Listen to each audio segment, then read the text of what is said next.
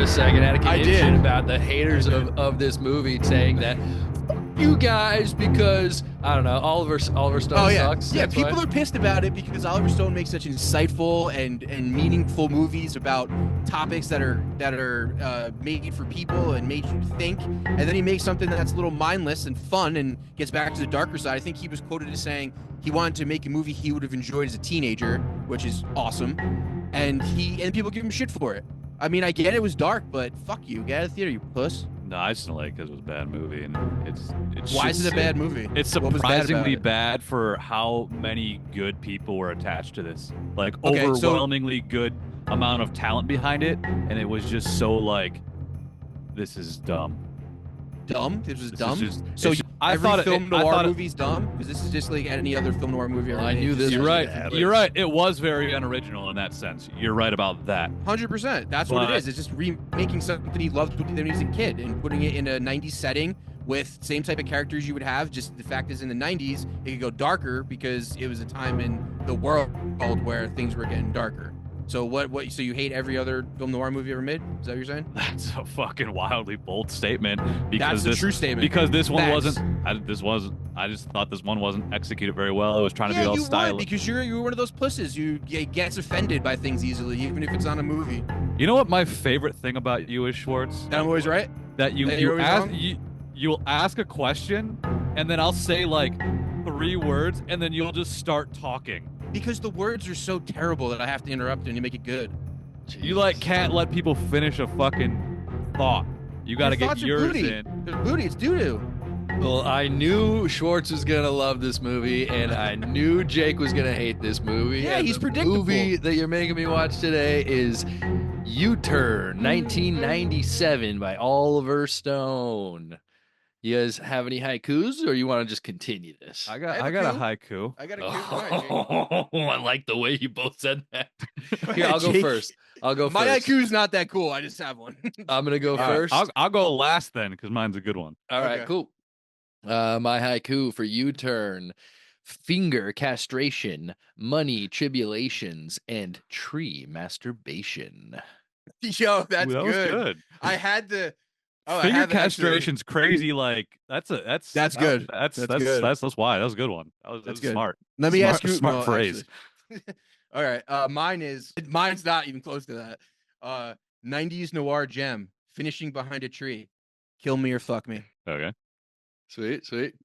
You know what's funny? I think I, saw had this Kill Me or movie Fuck Me on Before my. you say it, Jake, let me just go to that thing. When I saw this movie as a kid, and when until I watched the commentary and I never changed it, I thought he was pissing behind that tree. I thought he was peeing. I never knew until I heard Oliver Stone say, and I was like, "Oh my god, that makes so much more sense, and that's so much more hilarious." But I didn't pick that up as a kid because I saw this when it came out. I saw this at a very inappropriate time as a kid, and this All right. movie like helped my sexual awakening in a lot of ways. And I'm not gonna be honest. I saw this when I was 11 years old. Oh, weird. Okay, Jake. weird. J-Lo, what's your, dude. what's J-Lo, your- dude. what's Okay. your, My haiku. All right. Here's my, with the coup. my haiku. Over the top slop. Bad characters and a cop. They wouldn't say pop Okay, because that's it's so good. poorly written. Even regionally, he didn't write the dialogue correctly. They wouldn't say It's pop. They wouldn't be poorly saying written? pop. They say pop Yeah, in dog. Arizona. No, they say soda. They say pop in the movie several He says, times, "Give me some but pop," yeah. regionally they wouldn't say pop. So fuck that movie. You also Interesting. have a white guy Interesting. playing a half Indian who pretends to be blind. So I don't think him saying pop And in that's his, just in his, poor- and his regional dialect has any fucking bearing That's on just this movie, Jake. Poor casting, I guess. I mean, John Great Boyd. casting. John Boyd is Supposed to poor be- casting. That character, I kind of enjoyed that guy a little That guy bit. was great. He wanted Marlon Brando, but didn't work out. This That, I could see cast that too. is one of the most insanely talented casts I've ever they all seen kill it. in a movie. And they all kill it in this movie. I They gotta be fucking honest. do great jobs. I think they all nail what They they're nail it. supposed to They do. fucking Yeah, nail it. I think Even Joaquin beyond the Phoenix cast, is dude. hilarious. I think my favorite character is obviously Billy Bob Thornton. I think he's great. I think Billy Bob Thornton's best role. He's great. For I think sure. it's his best role over a fucking Like Sling ever? Blade. Oh, yeah, really? Really? 100%. I think it's great, but my personal favorite Billy Bob role is A Simple Plan. I think he was great in that. I think he was better in this. I mean, he's definitely a character in this. He's like a caricature character. That's the thing. This movie is over the top on purpose. Obviously, I know you guys understand that. So Goddamn cartoon, basically. it Yeah, is it's no. too When he much. told It's too when much. he told Ariel Moore, Exactly. I mean, it's too much, I guess, if you don't want that, sure. But I don't Dude. think it's too much in the fact that it's too much because it's not good. I just think you don't like it. I don't think it's not good. I think you just don't want it to be that That's much. fair. So it's like fuck that. I haven't decided whether I like it or not. And it's Yeah, either that's- it's either a and 1 that's or a awesome. 10. It's either a That's 1 or a awesome. 10 for me. I love that. And the fact that I learned and afterward, because I wasn't really like paying attention to the opening credits, that Robert Richardson was the DP and Ennio Yeah. Morricone. Is that his name? Morricone, Ennio yeah. Morricone. And like those guys are fucking legends. And this movie looked fucking dumb. And the music I felt was a parody. I thought during it, I'm like, oh, this is like a bad version of Marconi. Like I thought that to myself, and then I didn't realize it until afterward. Like, oh, he actually did it because I hated the fucking cartoon sounds. The music sucks. The So score is Oliver terrible. Stone told him he wants the cartoon version of himself. He wants it to be like Looney Tunes. Those are his exact words. No, he showed him Stone a Tom and Jerry cartoon. That's what he said in the document, whatever. Yes. So and not only that, Ennio Morricone got pissed off and stormed off and left and didn't want to do it, and they had to coax him back, I'm sure, with a lot of money. And it's a great score, though. It fits the movie perfectly. I think Morricone, the weird was noises, purposely like making the worst thing he's ever made. I think that's what he was doing because he didn't like it, and he was purposely doing something awful. That's what I think. You know what he was felt like it. You know what he was doing? Felt like it. He might have done things out of spite, but he was also doing exactly what Oliver Stone wanted. He made it over the top. He made it cartoony. He made it something that you probably wouldn't think Morricone would do. So he did exactly what he was paid to do. Yeah, I guess in that sense, yeah. I mean, disagree with that. I think we all watch that like Oliver Stone commentary interview thing. Like I watched it until he said that about Morricone, and I turned it off because that kind of made me mad. I don't think I finished either, but I didn't want to hate this movie yeah. more than I already might. Yeah, because it felt. I think even kind of mentioned that it felt like he was like almost apologizing for the movie. Like he felt like I don't know, people don't like this, but it was. I don't think he's apologizing in any way. I think he made that movie. I think it felt apologetic and defense. It felt defensive in a way of like, oh, I mean, I realize like it's like he. I mean, maybe it was just a response to all the haters. Yeah. Well, that's what I was going for. Like if what you're going for didn't come across like that. Sorry, that means you did a bad job. I don't think it didn't come across. I think it came across very well. I think you just didn't like it. That's the point. It came across very well. It's just the thing he was going to do is make a film noir movie set in the 90s where the times can stretch it deeper. And he made a movie about incest. That upsets a lot of people. Like, I get that. He said that a bunch of times. Like, it's definitely not a topic that people want to talk about. It's not a topic that people are going to promote. You know what I mean? Like, the fact that all these stars were in the movie should show you guys that this isn't a bad movie. The script isn't bad. They wanted to work with Oliver Stone, who at this time was an A-list director, and they wanted to work on a script that was weird and different. Like a good script. There's no way that this was a bad movie. It's the subject matter is what you guys don't like, but it's not bad. No. I think a lot of people don't like the pure chaotic style of the movie. I think that's probably number one before anybody gets into the subject matter is how the movie looks. People can't get past that. Sure. I mean, that's the and thing. the music. He did it twice. I think he did that twice. I know. And he had some success on the first one. And I think he thought, well, what if I turn that up to 11, do what all the 100%. Cool kids like Tarantino, like what he's doing. Let me see if I can do one of those. And then I don't think this is very Tarantino at all. To be honest with you, like I don't think it is either. I think he sees what he says. Oh, this is what kids like now, this Tarantino shit. Well, let me see if I could do something like that. Oh, okay. Okay. Miserably failed at it. Crime, flashy. I think he accomplished exactly what he wanted to. It just wasn't a success commercially. That's what I don't think when you say he failed, I don't think he failed at anything. I think he failed to make money off of it, sure, but he didn't fail at doing what he set out to do. He did exactly what he set out to do. I just don't think it was that good because it sounded like Not he was if trying what to he like, said Whether you out think to- it's good or not- not, it's still true. well, let what me I set was out what saying he he wanted to failed do. at was a very specific thing. If this Which is what he was? was trying to do, then he failed at it, which was like what I said, like to see what he To had get the success masses on to like before. it. No, to see what he had a little. Yeah, yes, yeah, sure. Yes. What he had a little success on before. I agree with that. See what Tarantino's doing and the cool kids. Like I think he's trying to be a cool kid as an old man. That's what I was thinking. I mean, he was Sure. he was like 60, 50 something. right? Yeah, I think he was like 50 trying to be a cool kid. I think he was just trying to be a cool kid. Or that's Sure, yeah. If that's the case, I think that he just kind of failed at that. I mean, I also think he made a movie a year for 10 years in a row, and all those movies were very, very complicated, dealt with very, very crazy and serious subject matter, historical events, wars. I think he just wanted to do something to where it was like mindless and fun, and that's what he did. You know what I mean? I think that's more of what it was. Like, do I think what you said had a little bit to do with it? Yeah, like because Tarantino wrote Natural Born Killers, and then Oliver Stone rewrote Natural Born Killers and put his spin on it. So yeah, sure, maybe he was trying to do that, but I do think he set out to do I don't think he's not the type of filmmaker who has to do things because he thinks it's what they want. Like I think it brought into it a little bit. Not at this time. What I mean?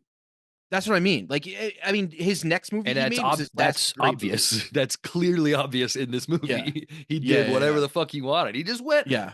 Did he go a little too far? It's questionable. Maybe he did. Maybe he did. Yeah. I think. I just don't think it makes it bad.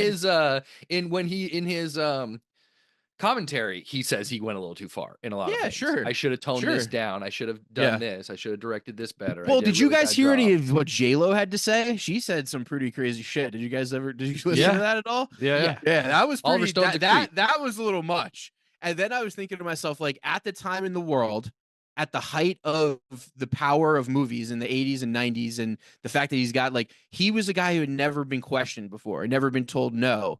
And so he thought he'd get away with it. And she was just like, fuck you. And that's pretty dope. I mean, he did kind of get away with it. Well, yeah, but like it was for the movie. Like you heard what she said outside of the movie. Like I heard that, like, well, I don't know. What did you hear? She also tried to add like he also tried to add like a sex scene that wasn't in the script, and like, well, he did. That's in the movie. Like that's in the movie. And right. And, but he was just. I feel like there's a movie these actors probably signed up for was they probably had a good script at first, and also yes, you're right, they all wanted to work for Oliver Stone, but I think what probably happened is Oliver Stone just went in there and was like had this weird attitude about it because he's I don't know, he just seemed like he was like on one or something and made it all fucking goofy and probably changed a bunch of shit in the script. He probably was doing shit on the fly because it sounded like some people had difficult times working on this one. Like I heard Sean Penn also had a bad experience on the show. So well, a lot of people don't like Oliver Stone. Well, that's the thing. A lot of people don't like Oliver Stone because Oliver Stone isn't a guy that holds his words. Oliver Stone says what he wants and shit like that. And I think that's why a lot of people didn't like him. I think Oliver Stone is Nick Nolte in this movie. It may be. I think Oliver Stone is just a dude who doesn't mince his words. You know what I mean? And he's known to be a dick, just like as I think as is Sean Penn. You know what I mean? But they did respect each other. I'll tell you that much. Okay. But going back to what you were saying about going back to what you were saying about, I heard that in their fitting for their costume fitting that Oliver Stone was like, "Yo, let me see your tits. Show me your tits." And then she was like, "No." That's what I was talking about. I wasn't talking about. This is the thing for the movie. Like the fact that she didn't want to show her tits, she should have had that in her contract, I guess. But like, I'm like, so she could have dealt with that. But asking someone to see your tits at a dress fitting, that's pretty fucked up. That's pretty terrible. And she said no, which is great. And but at the same time, it's like, why would he do that? You know? I think that he added those like couple sex scenes. I think one of them didn't make it. Like there was like a sex scene with like Powers Boothe. I think. Well, that's the one that made it that she was pissed about. So in the end, after they kill him, flashback to it. So in the end, when she's thinking about it in the car, that's what they added, and you see her tits in that. Yeah, it's real. That's the only time you really see her naked. Yeah, and then because I guess during the other scene where she was fucking Jake or Nick Nolte, you don't see nothing. Yeah, she was wearing like the nightgown, but I guess that was like her suggestion, like he wanted her to be naked. Yeah. Like, I think she'd be wearing the nightgown. Yeah, sure. Jennifer Lopez in the beginning of her career made some pretty epic movies. She made Out of Sight. She made The Cell. She made this. She made Selena. Like she was fucking killing it. She was doing. Came out the same year, dude. Anaconda was so fun. She made she just was making some shit, dude. Like she was making some really good shit. This was shit for sure. I mean, she says she doesn't like it, and personally, I think this is her I mean, I haven't seen all her movies. It's the worst movie I've ever seen her in. I mean, I thought she was good at what she did in this movie. I thought she played it pretty well. Everyone was just. I I don't kind of think hated so. her. None of the characters were really like. I didn't understand her accent. I didn't understand anything. I didn't understand her. I hated. I mean, I did hate her as a person. She was a fucking psychopath. She was terrible. They were all terrible. But I honestly think it was just some of her worst acting ever. I mean, I've never seen Geely. I don't think she's a good actress. Yeah, she's okay. That's true. I mean, do I think she's great? I'm saying she was just in some good movies. Selena, she's pretty bomb. I think she was 10 times better in Anaconda. She had some kind of personality in Anaconda. Yeah, I mean, in this, she was just supposed to be a really broken person who's just trying to fucking get out of a town, and she's going to do whatever she can. But she also like kind of played it dumb, kind of didn't, kind of played it with an accent. She's playing everybody. I think she's playing everybody. She's changing her character at all times. I think that's one thing I loved about this movie is how at every moment everyone was willing to just like turn on everybody. I loved that. That was fun. That was super fun, and you really weren't quite sure how it was going to end. And I loved the very last shot too. To be honest, like I think it was perfect. Because this movie is based on a story. It was a book before it was a movie. Yeah. And it was based on a story about a guy who went to Superior and then disappeared. That's the origin of this movie. And that's what this movie became. Loosely based on true events. That's what happened. There's supposed to be a guy who went to Superior and was never seen again. And that's what and then they made this story out of that. That's what it was based off of. I mean, I think they portrayed the town decently. Probably not the people within it. Have you been to this town? I've been to this town. Yeah. Is it like this? I mean, it was shot in Superior. The people aren't over, like there's no Billy Bob. There's no like people. I mean, I didn't really meet a lot, but it's very like a dead, super empty town. There's like maybe like a diner and a gas station and like a couple small things, but it's super like vacant. Like everything's boarded up. Like there's just streets that are like just not finished. Like it's just very. Yeah, like third world abandoned, very middle. So you visually, it's what you see, but there aren't like crazy like over the top characters walking around everywhere you go. Well, that's the fake part. That's the cartoonish part. You know what I mean? That's the cartoonish part of it, purposely. That's the. I mean, I don't like the characters of this movie because they're all very one dimensional. They're all very just this like, oh, they're just weirdos in this weird town. Like, there's nothing more. I don't think that about Billy Bob. I thought Billy Bob was very multi-dimensional. I loved him. At first, you think he's just kind of this dumb hick, and then he's got fucking him by the balls, and then he's in his room playing fucking, and he still sold his gun, never admits it, and then he's playing Twister in his room by himself, waiting for a waitress with a parka on. I thought he was hilarious. I thought Billy Bob, his character was amusing, but I actually also loved Claire Danes. I loved Claire Danes' character, man. I thought she was great. Added nothing. TNT, on the other hand, was the man. I just liked how she was.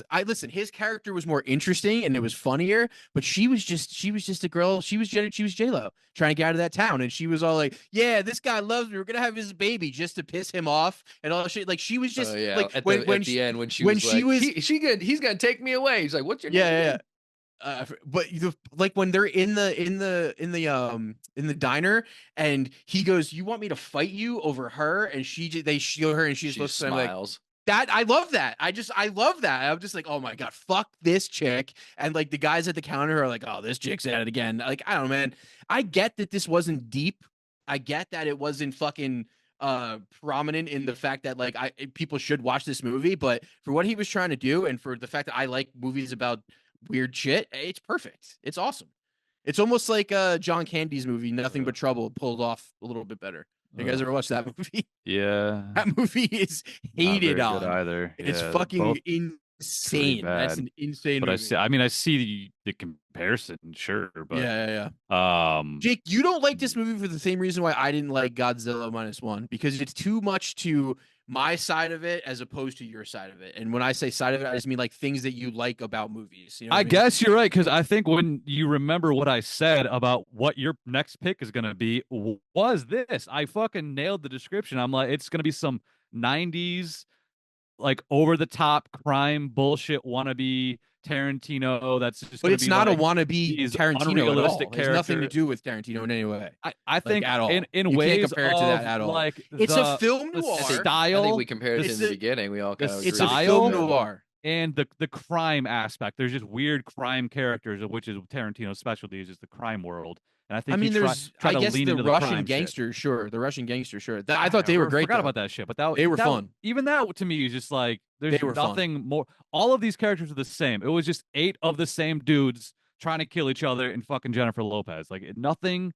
I loved the backstabbing. I loved the plotting. I loved the cinematography. Listen, Robert Richardson made 11 straight movies with Oliver Stone, and this was the last one they made. This was the last one. Wonder why? Yeah, well, it wasn't because and then he became Tarantino's. It was because guy. they didn't like each other. Well, he became Scorsese's guy. I wonder first. why. This movie, Scorsese's guy first. I don't know.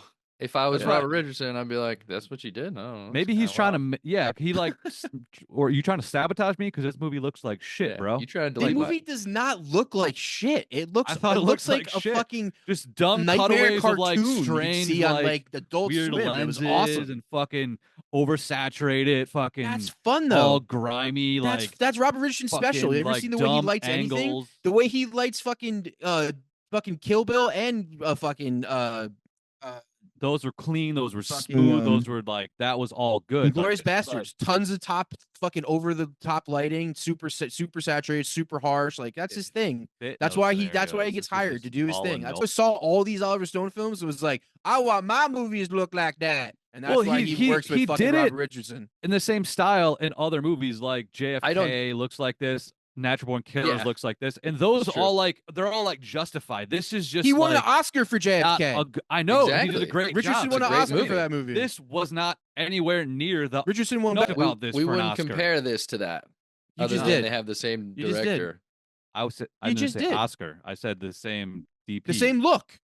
Same it DP. has the same look, but this wouldn't be an Oscar conversation movie. No, well, because of the content, not because of the cinematography. No, because of the cinematography. No, because you just compared the cinematography to JFK cinematography. But and I'm saying he did a great job. It was very justified in JFK, and it was not justified. I think the cinematography was wildly unjustified in this movie. Whether it's good or bad, I don't know. I mean, I think when you're telling a story that you want, well, it is. It's a film noir over the top cartoon. So this has to be justified to look like that. They did what they wanted to do, totally. Whether you like it or not, he did what he wanted to do. That's fine. Whether you like it or not, the guy who does what he wants to do. You're right. Yeah. The guy in charge did what he wanted to do. I wouldn't put it on Richardson though. How this movie looks. No, he was just doing what he was told. DP. Probably, of course, it's on him. Well, he also DP'd. He also DP'd the other ones that look like that. It's definitely on him. What do you mean? You still gotta be. You still gotta tell. You gotta shoot the shots the director wants you to shoot, though. 100%. But he was voluntarily there. Well, it was a job. Voluntarily left after 11 movies. After a fucking decade of workman, camaraderie in the workplace. We don't know you're saying the reason why. So you guys are just saying this though. You have nothing to back. You don't know why. We don't know why. All we know are the facts. Is that after 11 years of work, this was his last movie. Those are the facts that are. Those are the only facts we know. But that doesn't mean it's because of the way they shot this movie. But those are the facts. After 11 years, he shot this movie. Yeah, maybe you're right. Maybe, but you can't. That's what happened. That's like the. That's what happened. Those are the facts. We don't know why. Work together again. Exactly. That's the only fact. After this movie. Yeah, cool. After 11 movies, sure. Yep. After 11 movies, this was his last one. Sure, that's a fact, but it doesn't mean that's why. What's why? That's not a fact. That's your opinion, and that's what you want it to be. It could be why. Is all. I think you're right. There's a chance. It could. There's a chance. We're just theorizing here. We're theorizing. You got a better theory. Hit me with it. Another theory of why they didn't work together. I think because he called him. I've heard him. I mean, I've heard Oliver Stone talk about this many times before because of just how interviews I've read, and he said that they just had a relationship where like brothers and they fought for a long time. And he's like, if I wouldn't have been making movies so often, it probably would have happened earlier. The fact is, they just kept making them and making them and making them and making them. He's like, if I would have taken 3 years off, like he probably would have went on earlier to leave and worked with other people. That's why he chose after this movie to leave. Yeah, I'm curious if there was a final straw or they just I don't know. But you could think it's this movie if you want. You could put it in your imagination. Putting it out in the world, There's a timeline. You can deduce things from patterns. Might not have been. You can deduce things. Might not have been. Probably not. It might not have been. Just a hypothesis based off of a series of events. Probably is. Based off of the facts we know. I don't know. There's only one fact that this was the last one. That's the only fact. That's that. After 11 years of hard, loving work and great talent together. And that all of those other movies were better. And they were all better and well shot and Like this is I can't wait worst, to score this one movie. of the worst movies to pick Score it. for Oliver Stone. Like I wish we would have done a different Oliver Stone. Certainly his worst movie. Yeah. I am definitely glad I picked this for Oliver Stone, and this is definitely not his worst movie. He went on to make World Trade Center. He went on to make Savages. He went on to make the only good movie I think he's made since. Well, I think almost like this was his downfall. No, because he made Any Given Sunday after this, and that was a much better film. That was an amazing movie. You got that. That one was a good one. That one was really good. But then after that, it's the same look, same editing, same style. No Richardson. So that's what I meant before. Well, no, that's not even close to looking like this. Not even close. But it's the same editing style. The same. It's the same. Yeah, but this was at like a 90. That's at like a 10. You know what I mean? Natural Born Killers is more crazy than Any Given Sunday in editing for sure. Natural Born Killers is much closer to this. But it's there. His some of it is there. But those were there. After that, he didn't really do that anymore. Because you know what he made after that? He made Alexander, which was probably the worst film he ever made. That is his worst film. Alexander is a terrible movie. I haven't seen it. Oh, it's horrible. It's really bad. There's a lot I haven't seen. Also, Snowden. He made Snowden. He did a lot of good. He did a lot of good movie. And I feel like he's had. I think he does a lot of docs too. He does a lot of docs. This is the thing. He had a great run. The motherfucker made Platoon, fucking Wall Street, Born on the 4th of July. Fucking JFK, Nixon. JFK is good. Fucking all those movies, fucking in a row. It was pretty wild. Didn't he make? He made. W was pretty good. This, W was actually pretty good.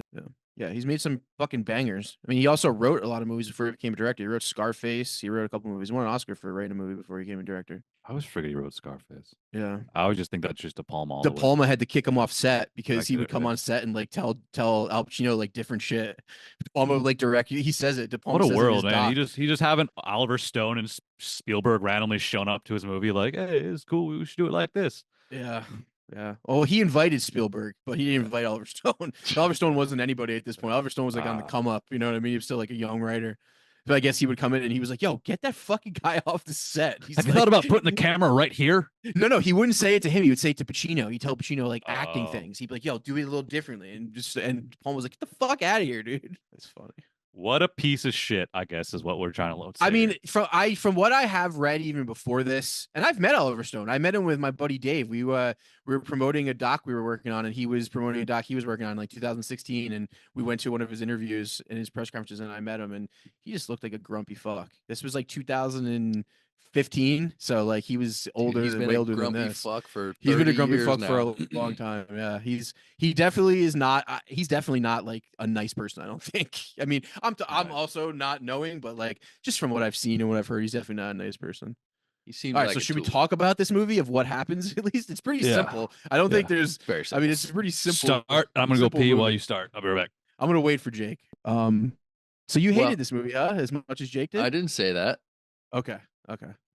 Should I just start then? All right, fuck it. I'm gonna start. Just give us a once over. Like, what's the movie about? A grifter driving through Arizona, gets stranded in a small town, has to leave his car with a crazy guy, meets up with a couple other locals.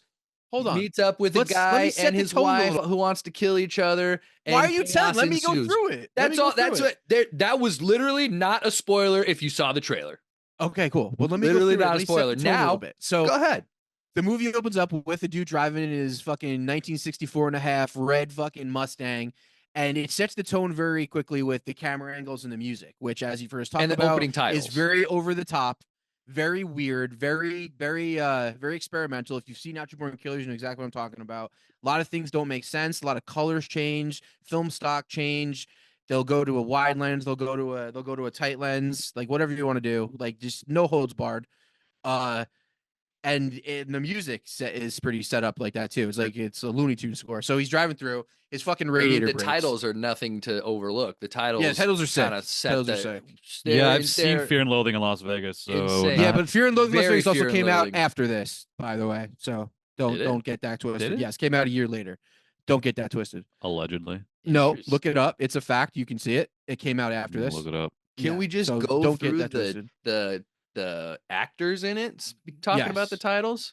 So it starts if it's Sean Penn, Billy Bob Thornton, Jennifer Lopez, Powers Boothe, Nick Nolte, Claire Danes, Joaquin Phoenix, Laurie Metcalf.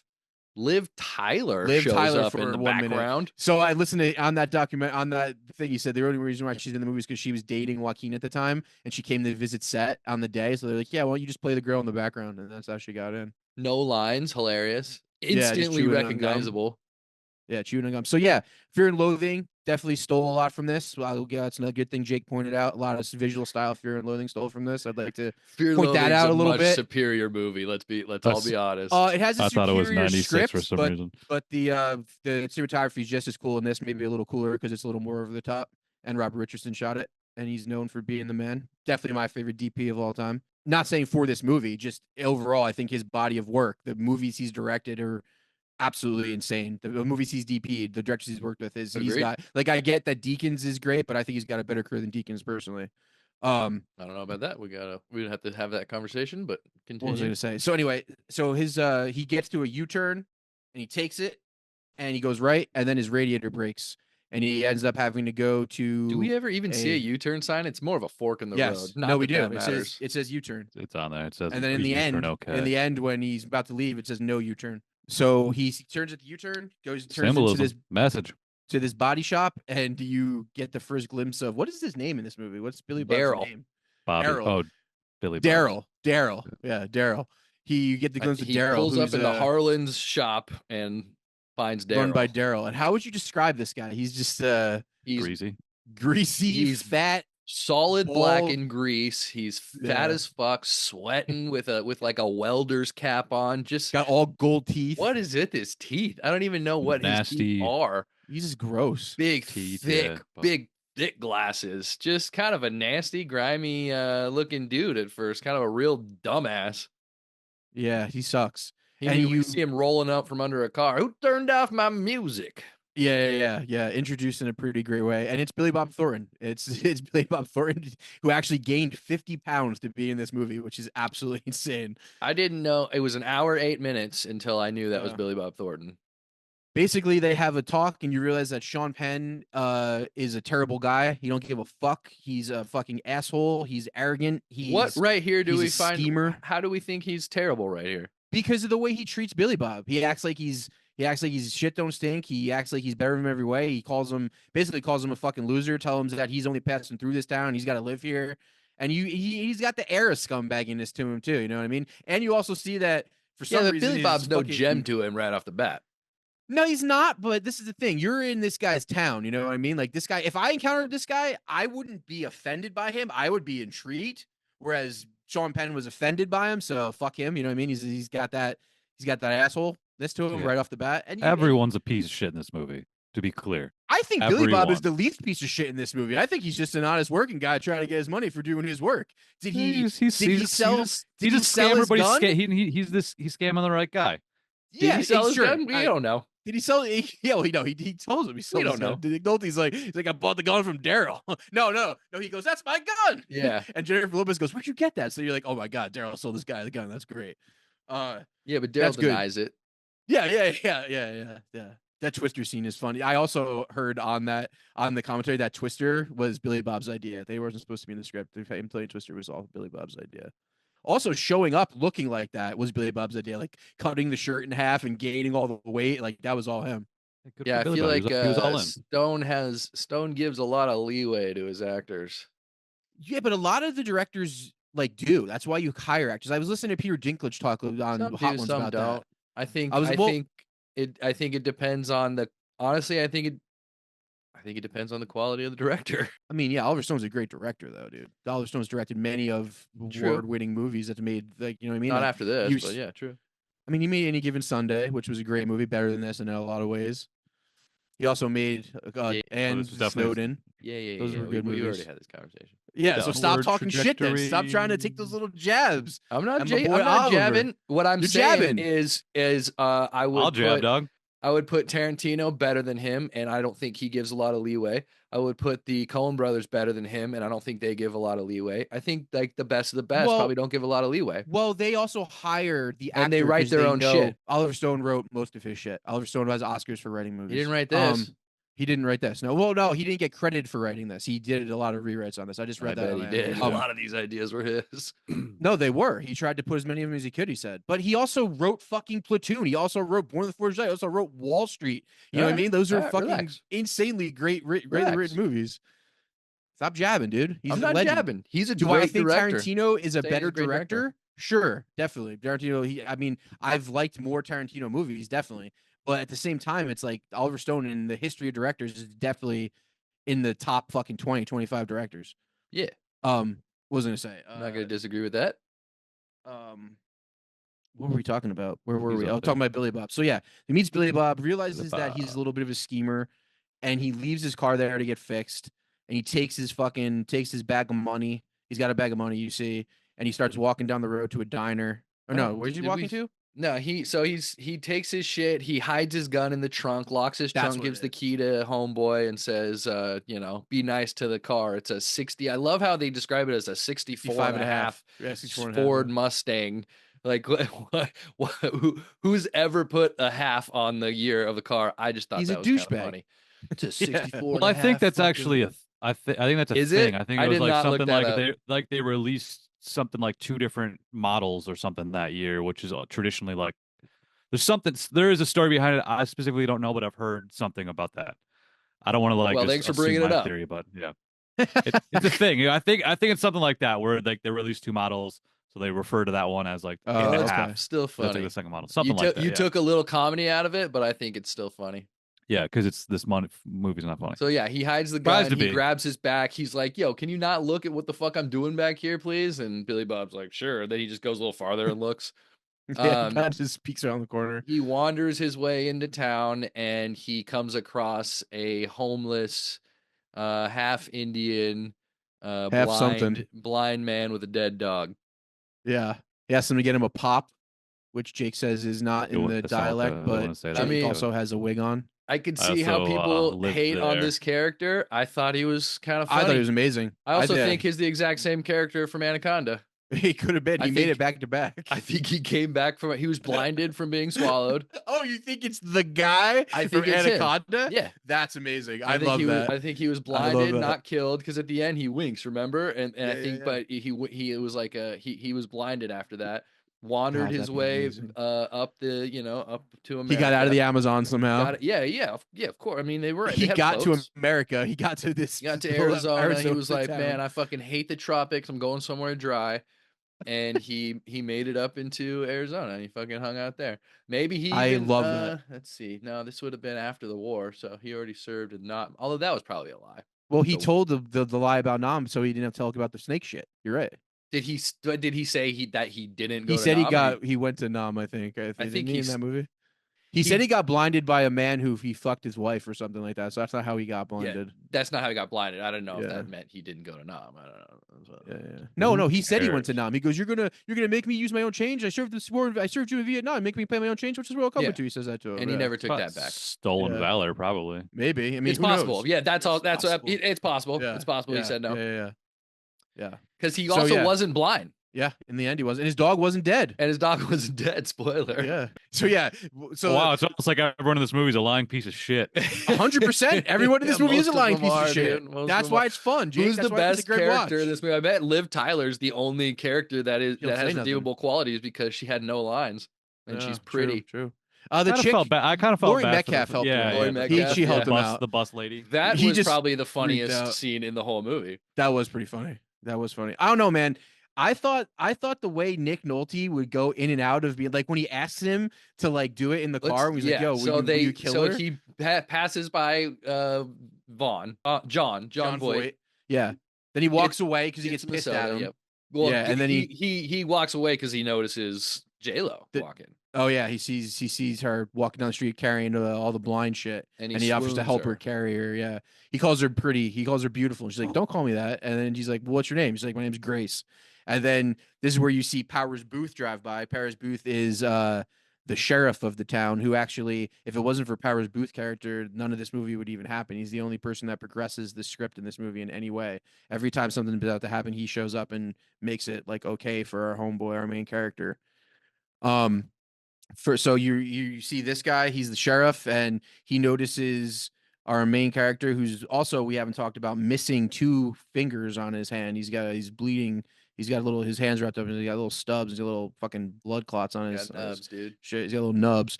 And Jennifer Lopez is like, hey, why don't you come to my house and help me hang my blinds, and you can take a shower and drink some cold lemonade. And he's like, all right, I'll come bang you. We know what that means. Yeah, I'll come bang you, J-Lo. You're still well, prime. yeah, it's pretty funny. I don't know who want to get into that Jeep, dude. She goes from like, get the fuck out of here to, you know what? She's insane. Help. She's fucking, dude. She's been fucking her dad her whole life, bro. Like, she is fucking insane. Spoiler. So anyway, so you dad fucking. You meet Paris Boothe, and you see that right off the bat that, oh shit, this guy's fucking J-Lo too. You can just tell. He's like, this guy's got a thing for J-Lo. So he don't like. I don't. Oh no, you. I don't. The think way that she was looks at him, evident until the very end or on a second watch. I think Get that is out of here. I think that's. I think no way. And even when Nick Nolte later on in the movie sees Paris Boothe and homeboy in the car and goes, you seen my wife? And the way that Paris Boothe says, I think that's because you know it. I don't. The first time I saw that, it was absolutely not evident. Jake, what about you? The second time I watched it, I did think, oh well, they kind of like linger on that for a second, but I think the first time I watched it, I did. All right, Jake, maybe I'm a fucking retard, but no, that's fine. What about you, Jake? Did you know that right off the bat? I don't know if I assumed they were fucking, but when the first drive by, it definitely seemed like he had a thing for her. Thank you. That's all I mean. Like, they were like they had something. Like I guess I didn't expect. I didn't like stops. think that they were fucking again till the end though. Like once that reveal, the sheriff I was like, stops because oh, there's a new guy in town. That's what I was seeing. I did not see that linkage. I guess that is definitely part of it. Certainly the second time I thought about it, but I don't think it's that obvious. Maybe he just had those eyes. Yeah, he lingered on both. Like, it's also the way she looked at him. Yeah, like the way she looked at him is what I'm talking about. Almost like you know what I mean? Like, that's what she did. Well, there were a couple things upon second watch where there's a couple things she says to him of like Boothe. Yeah, later on, I can't even remember what it is, but she said something to him like, "I'll see you later," or like it was something like, I don't know. It was something like, "Oh shit, maybe that's when they're planning their thing that we figure out at the end of the things that they were planning on their thing." Sure. So there are. Sure. I do agree that it is, but for me, it was all second watch stuff. First time I watched it, I'm so caught up in how fucking insane this movie is. It's substance or it's style over substance in 100% every way. So 100%. I'm watching the craziness. I'm wondering why they're cutting in and out of fucking black and white. Sure, 100%. I'm not. That's evident for sure. Wasn't there only one black and white shot? There was one, in the beginning. Yeah, at this point, isn't I was the thinking, end too with the mom when they show the mom dead? I think they have a black and white shot then too. Oh, maybe that was the only one that was used properly, but they showed like a picture of like Native Americans. Again, that's like they flashed judgment. like a black and white picture of like Native Americans at the very end. Like I think it was like during the credits though. Well, they really pushed that at the end there. When he's going, that's another thing that's just come out. When he's going, well, it's Oliver Stone, dude. He's a guy who talks about like how like people fuck with other races and shit like that. So he was trying to show how like she was not American, and she was another race that she was kind of caught up in this shit between all these white guys. That was the point of that. That's what he does. He's movies are all about messages. That's force that's it on you. I guess thought it felt like a little bit Native American at all. Somebody had to tell you. Yeah, that was Jenny from the block, dude. That was a Puerto Rican girl from Brooklyn. Like I read that was no Native American. I read that they wanted Sharon Stone because she wasn't going to be Native American at all, and then she couldn't get a deal done because she wanted more money, and so Oliver Stone then watched. He just saw Dance with the Wolves and then he watched Anaconda. I swear to God. Really? No, what was it? He watched something with her in it. I need both of these actors. With her in it, and he was like, Give she me just Voight looks like and J-Lo. He said that she looked just like pure, like someone who would be corrupted, and like that's who she was supposed to be, just like the most corrupted person. That's why he got her. He was watching Pocahontas on one screen and Anaconda on the other. He's like, oh, what? I don't know, man. Jon Voight, Billy Bob Thornton, Powers Boothe, Joaquin Phoenix, Claire Danes. They did the job, man. Whatever it is you guys hate about what they did really well. Like they were fucking awesome. I just think they were all I never said the word hate at all. one-dimensional. Everyone was the same. Stop putting me and you guys, dude. You and Jake are arguing. I'm not arguing. That's my complaint. That's my observation. That's what I have. I do think Claire Danes was the least. I agree. The movie's very one-dimensional. But Jake, this is the thing. Just because it's one-dimensional doesn't make it bad. Like this movie wasn't supposed to be deep. Doesn't help. Sure. To you, it does. Sure. But like, I mean, and that surprises me too, because you love movies like Boyhood, which is goddamn one-dimensional. Let's not act like Jake's the only person that's ever hated this movie. This movie came out to. I'm not talking to those people though. I would say that to all those people. This is universally hated. This is almost universally hated. This is hated for sure. But Oliver Stone has said that this is the most people that are like, yo, I fucking love this movie. You know what I mean? 100% cult classic, definitely. I love that. And that's what I love about it. I've never heard anyone talk about this movie. A lot of people haven't seen this movie, but a lot of people love it. A lot of people would be like the people that I think it is a cult classic, because the people that would want to seek it out are go nuts on it. You know, like the people that want to watch it, they're the ones that love it.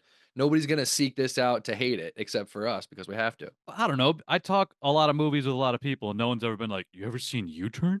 A lot of people didn't see. And the only reason people didn't see it is because they didn't really release it anywhere. They like the people who produced it were like, we fucking hate this, so we're not going to let people see this. That's the biggest reason. It's not because they didn't want to see it, Jake. It's because they didn't get to see it. Let's talk about October 1997. Devil's Advocate came out.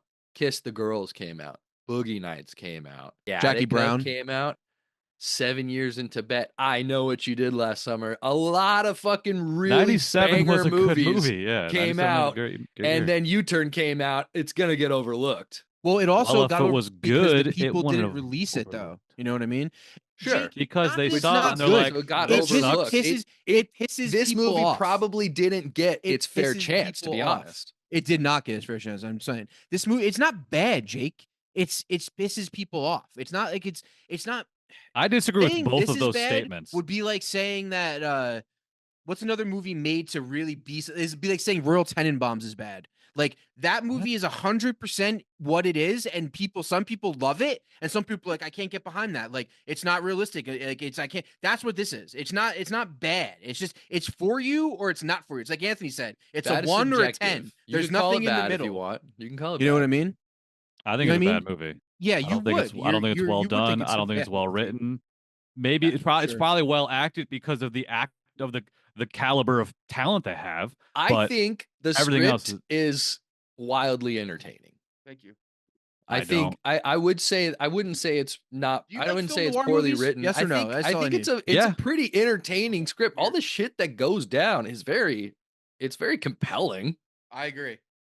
Like, I was never bored, and it's a long ass movie. I was certainly never bored watching it. I agree. I think it's very entertaining.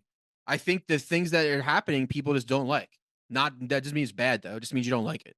I think like the style of the movie is heavily what people don't like. Yeah, I kind of think it's more of the darkness of the incest and shit like that. I think if this movie did have incest in it, I think a lot of people would have seen this movie more than they did, because then the production company would have released it in way more theaters and promoted it way more. That's a good argument. The rabies 100%. stuff didn't need to be there. Yeah, 100%. But that's what this movie was, man. That's what the point of it was. I mean, so the rapey stuff gave J-Lo all of her motivation. Yeah, true. I guess that's very true. I'm not condoning rape in movies. It's just this. It's not that all that shit didn't even bother me. Anything that happens in this movie. What bothered me was just this, just this series of events and the dumb characters. That's mostly it. Do you know what movie this most reminds me of? Just a little bit more visually insane is True Romance. This is True Romance jacked up visually. That's what this is. On 11. Yes. Yeah. And I love True Romance, and I think you do too. So look, there's a lot of movies that are similar that I like. You hate movies about characters that aren't likable. You know what I mean? That's what I think it is, and that's fine. I disagree with that. Then what makes you hate this movie? What you just said? Why do you hate? It's not that they're unlikable. Schwartz, stop telling him why he hates this movie. Let him. Please let me actually say like a full sentence. Mute you, Schwartz. There we go. Fuck off. I can't hear what you're saying. I'm kidding. I muted myself. It's the one-dimensional characters. It's the fact that all of these people are the same. They have no like real depth to them. There's no real motivation. There's no real reason they're like this other than they're from this crazy town. Like these, I just don't care about these people because there's no justification. There's no, they're nothing to me. They're just cartoon characters. I don't care. That's true. I think the only character you need to know anything about is the main character. Like we don't really, it's not long enough for us to learn in depth about anybody else, right? So like we know enough. We know why he's going across to where he's going. That turns out to not matter at all. We know what happened to him in the meantime, and we know how it ends. Like it's just us following it. It's very Cohen in that way of dropping us in a story mid-story, and it playing out until everybody dies. No, for sure. It also reminded me of Blood Simple, and or even those fucking, type of characters. A lot even of Fargo. There's a lot of good movies. This I could see which is why I don't think it's a bad script. Similarities. I think it was probably written very well. That's why I just think it was somehow poorly excuted, probably a bad script. Yeah, but this is the thing, Jake. That's what I think about it. So the writer movies I do like. There's a lot of movies. He wrote Three Kings, that I do like. 12 Years a Slave. He won an Oscar for 12 Years a Slave. Yeah. Three Kings, though. I know there's crazy talent behind this film, but it just turned out like dog shit.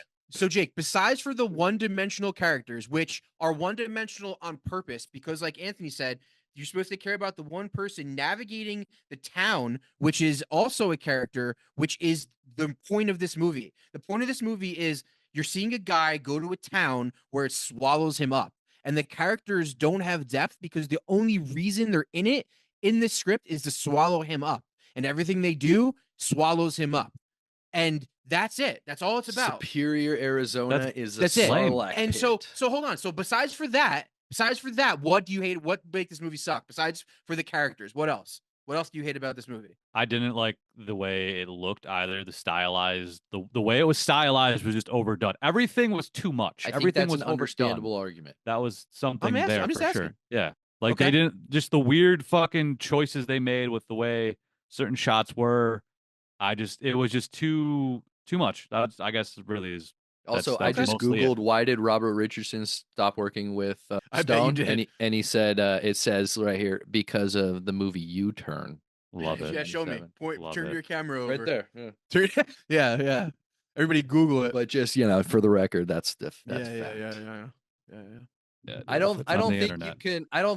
I think people are gonna hate this or love it based on style and substance, but I mean, it's style over substance. So I think that's probably why people aren't going to watch it. They're going to turn on the opening credits and be like, nah. Yeah, you're right. I get this. Not for everybody. It's not going to even get to the incest. It's fair to say it's bad. Just because you don't like it doesn't mean it's bad. Like, you can't say it's not well done because they did exactly what they tried to do.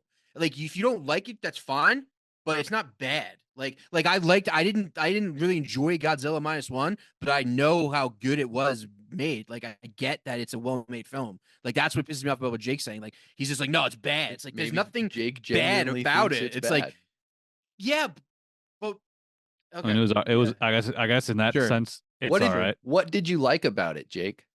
Who's your favorite character? Probably Billy Bob.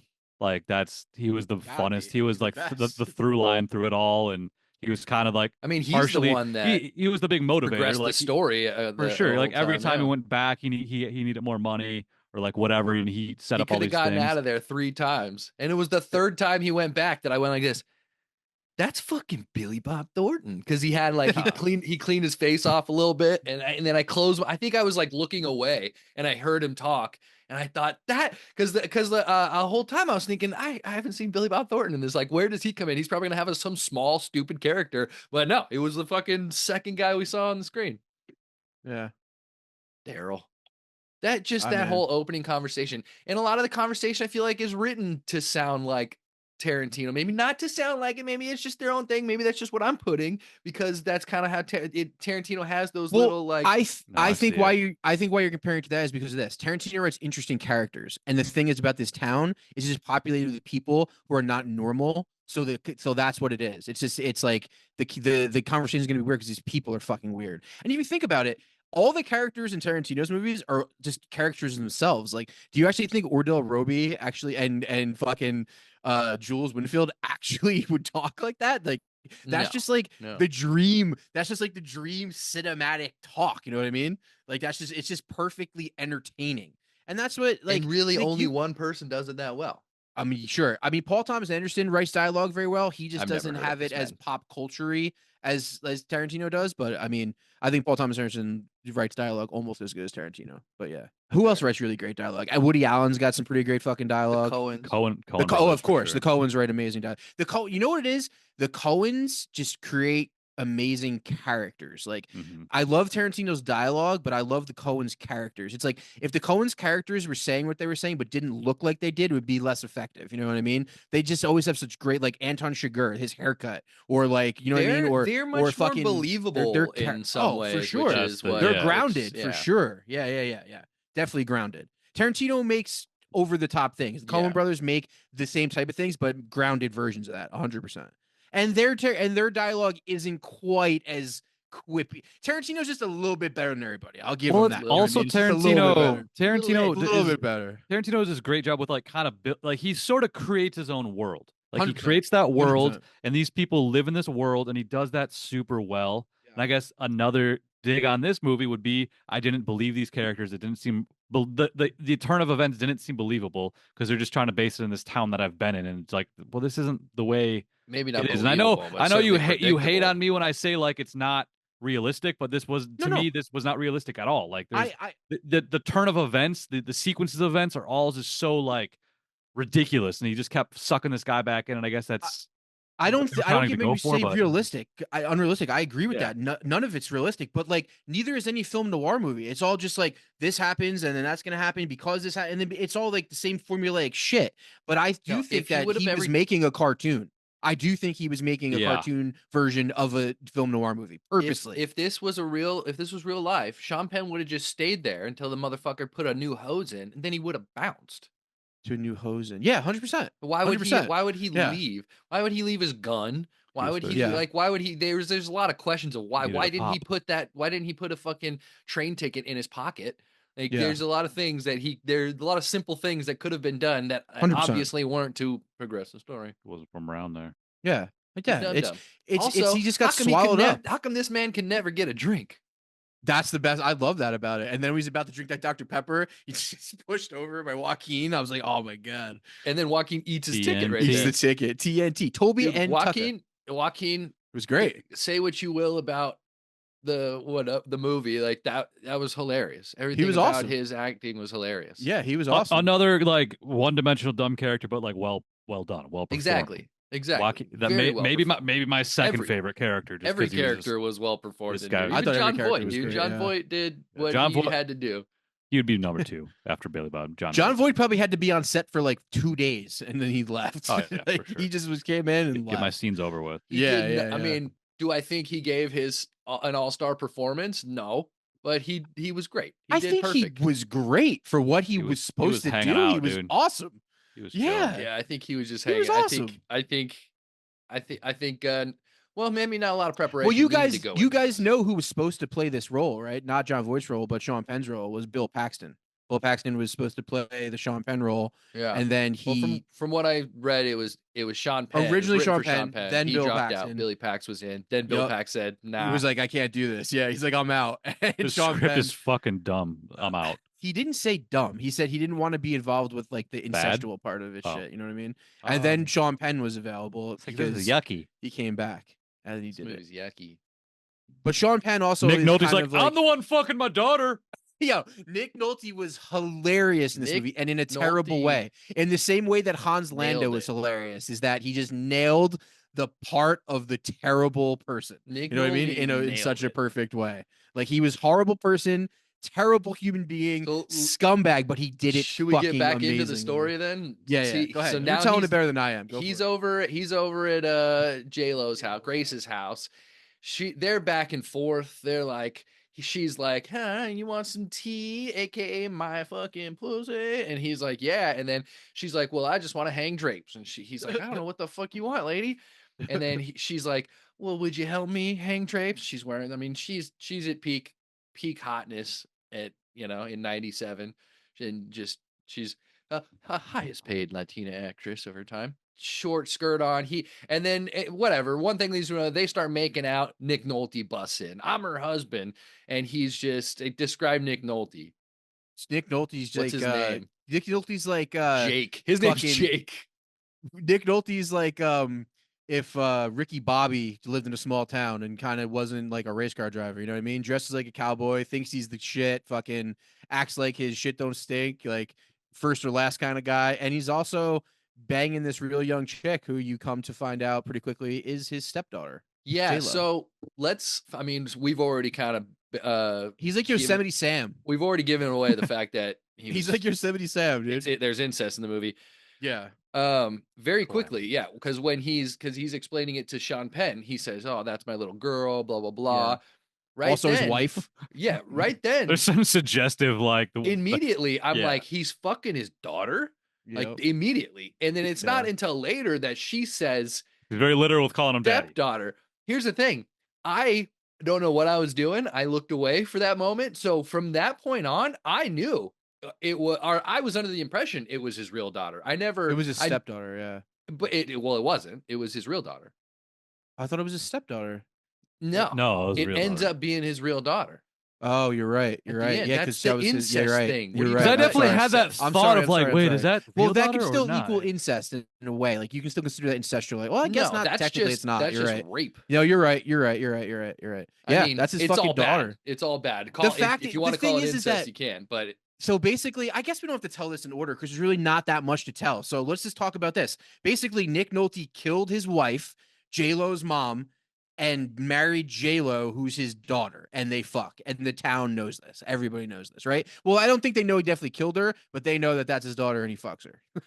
Like, they know that. Yeah. And that's insane. Or at least his stepdaughter. So Nick Nolte's laughing, joking, and this is kind of where I love him right here because hold on. He punches him in the face when he's like, yo, you're fucking my wife. Oh, yeah. Punches Sean Penn in the face, and he's like, all right, get the fuck out of my house. Sean Penn leaves. Yeah. And then like Nick Nolte goes over to J-Lo, and you're like, oh god, she was loving the fact that he punched him. She was loving the fact that he saved the day. Like it's the whole thing of the incestual craziness. This is real toxic, just saying. Oh yeah, terrible, horrible, terrible. He gets off on dudes fighting over it. He's the worst character in this movie. Yes, yeah, he's a terrible person. So Sean Penn is walking down the road, and Nick Nolte pulls up in his car. He's like, yo, get in, man. So yeah, is that still hurt? Your nose still hurt? He's like, you're fine. Like, since we're Eskimo brothers now, I figure we can be friends. He goes, you're not mad at that little love tap, are you? Yeah. Gives him a ride, jumps in the car with him, and that's why I love his character, how terrible he is how he flip flops so much, as does J-Lo. But I just think she acted it terribly. Are you talking about Sean Penn?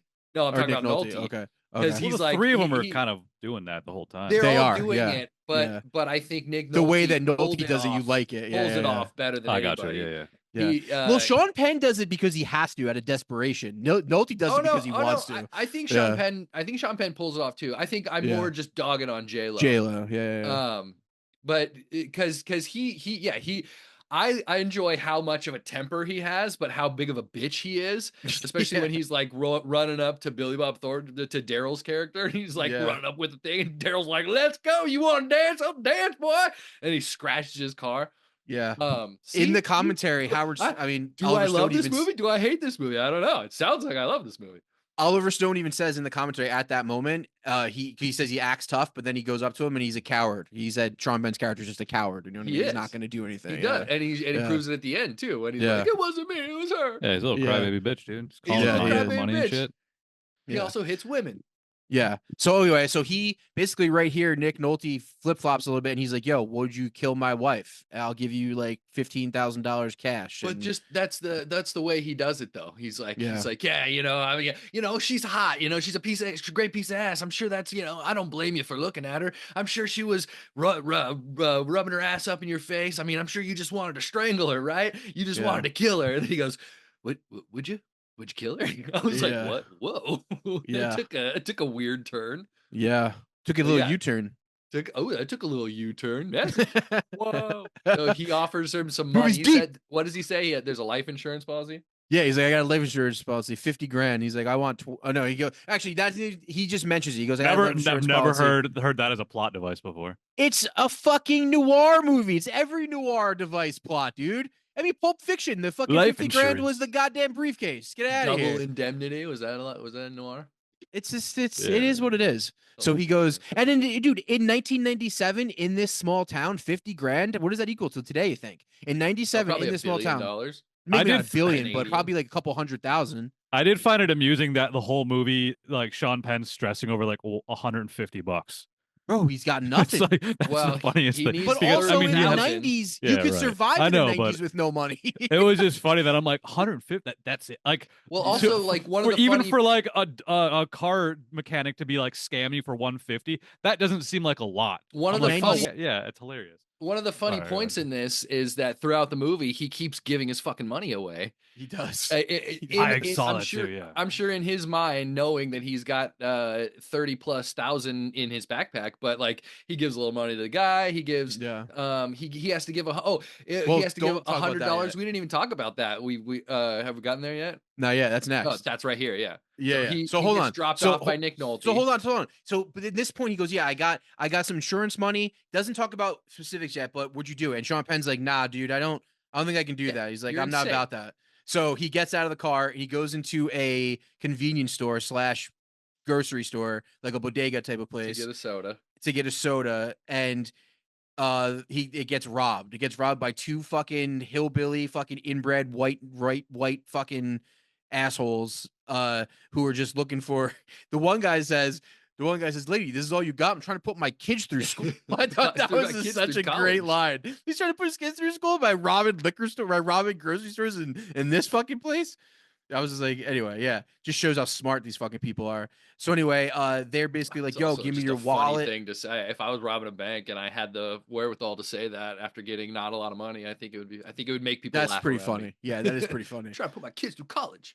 Yeah, that is pretty funny. But he didn't say it to be funny. He said it because that's exactly what he was thinking of doing. You know what I mean? That's good. I guess that's the funny part. Trying to get his kids out of the fucking out of the fucking town. Sticks.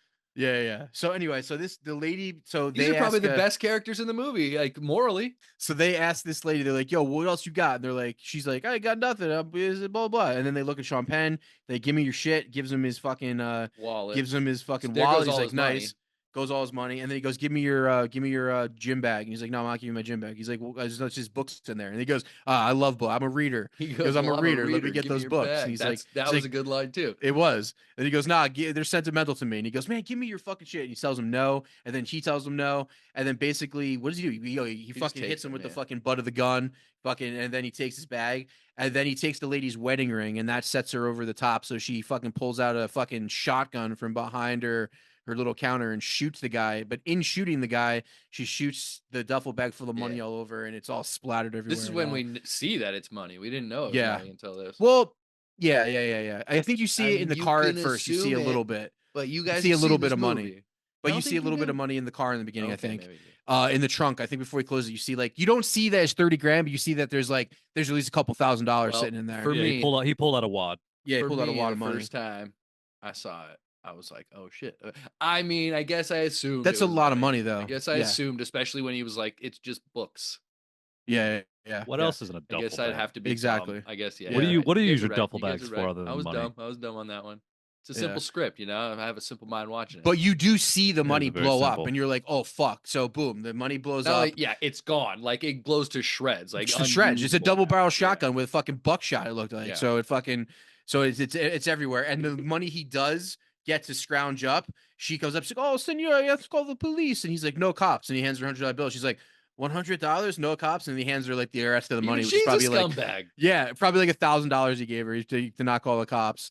And then he leaves, tries to go get a drink at a fucking water fountain and take a fucking pill, and then there's a little scorpion on there. It tries to kill him, and he can't drink his water, which makes a weird snake rattle sound that doesn't make sense. Go on. Yeah, but it's cool, bro, and it reminds you as a kid. Don't make sense. Yeah, dude, it doesn't have to make sense. No, they got Ennio Morricone fucking making cartoon sounds going.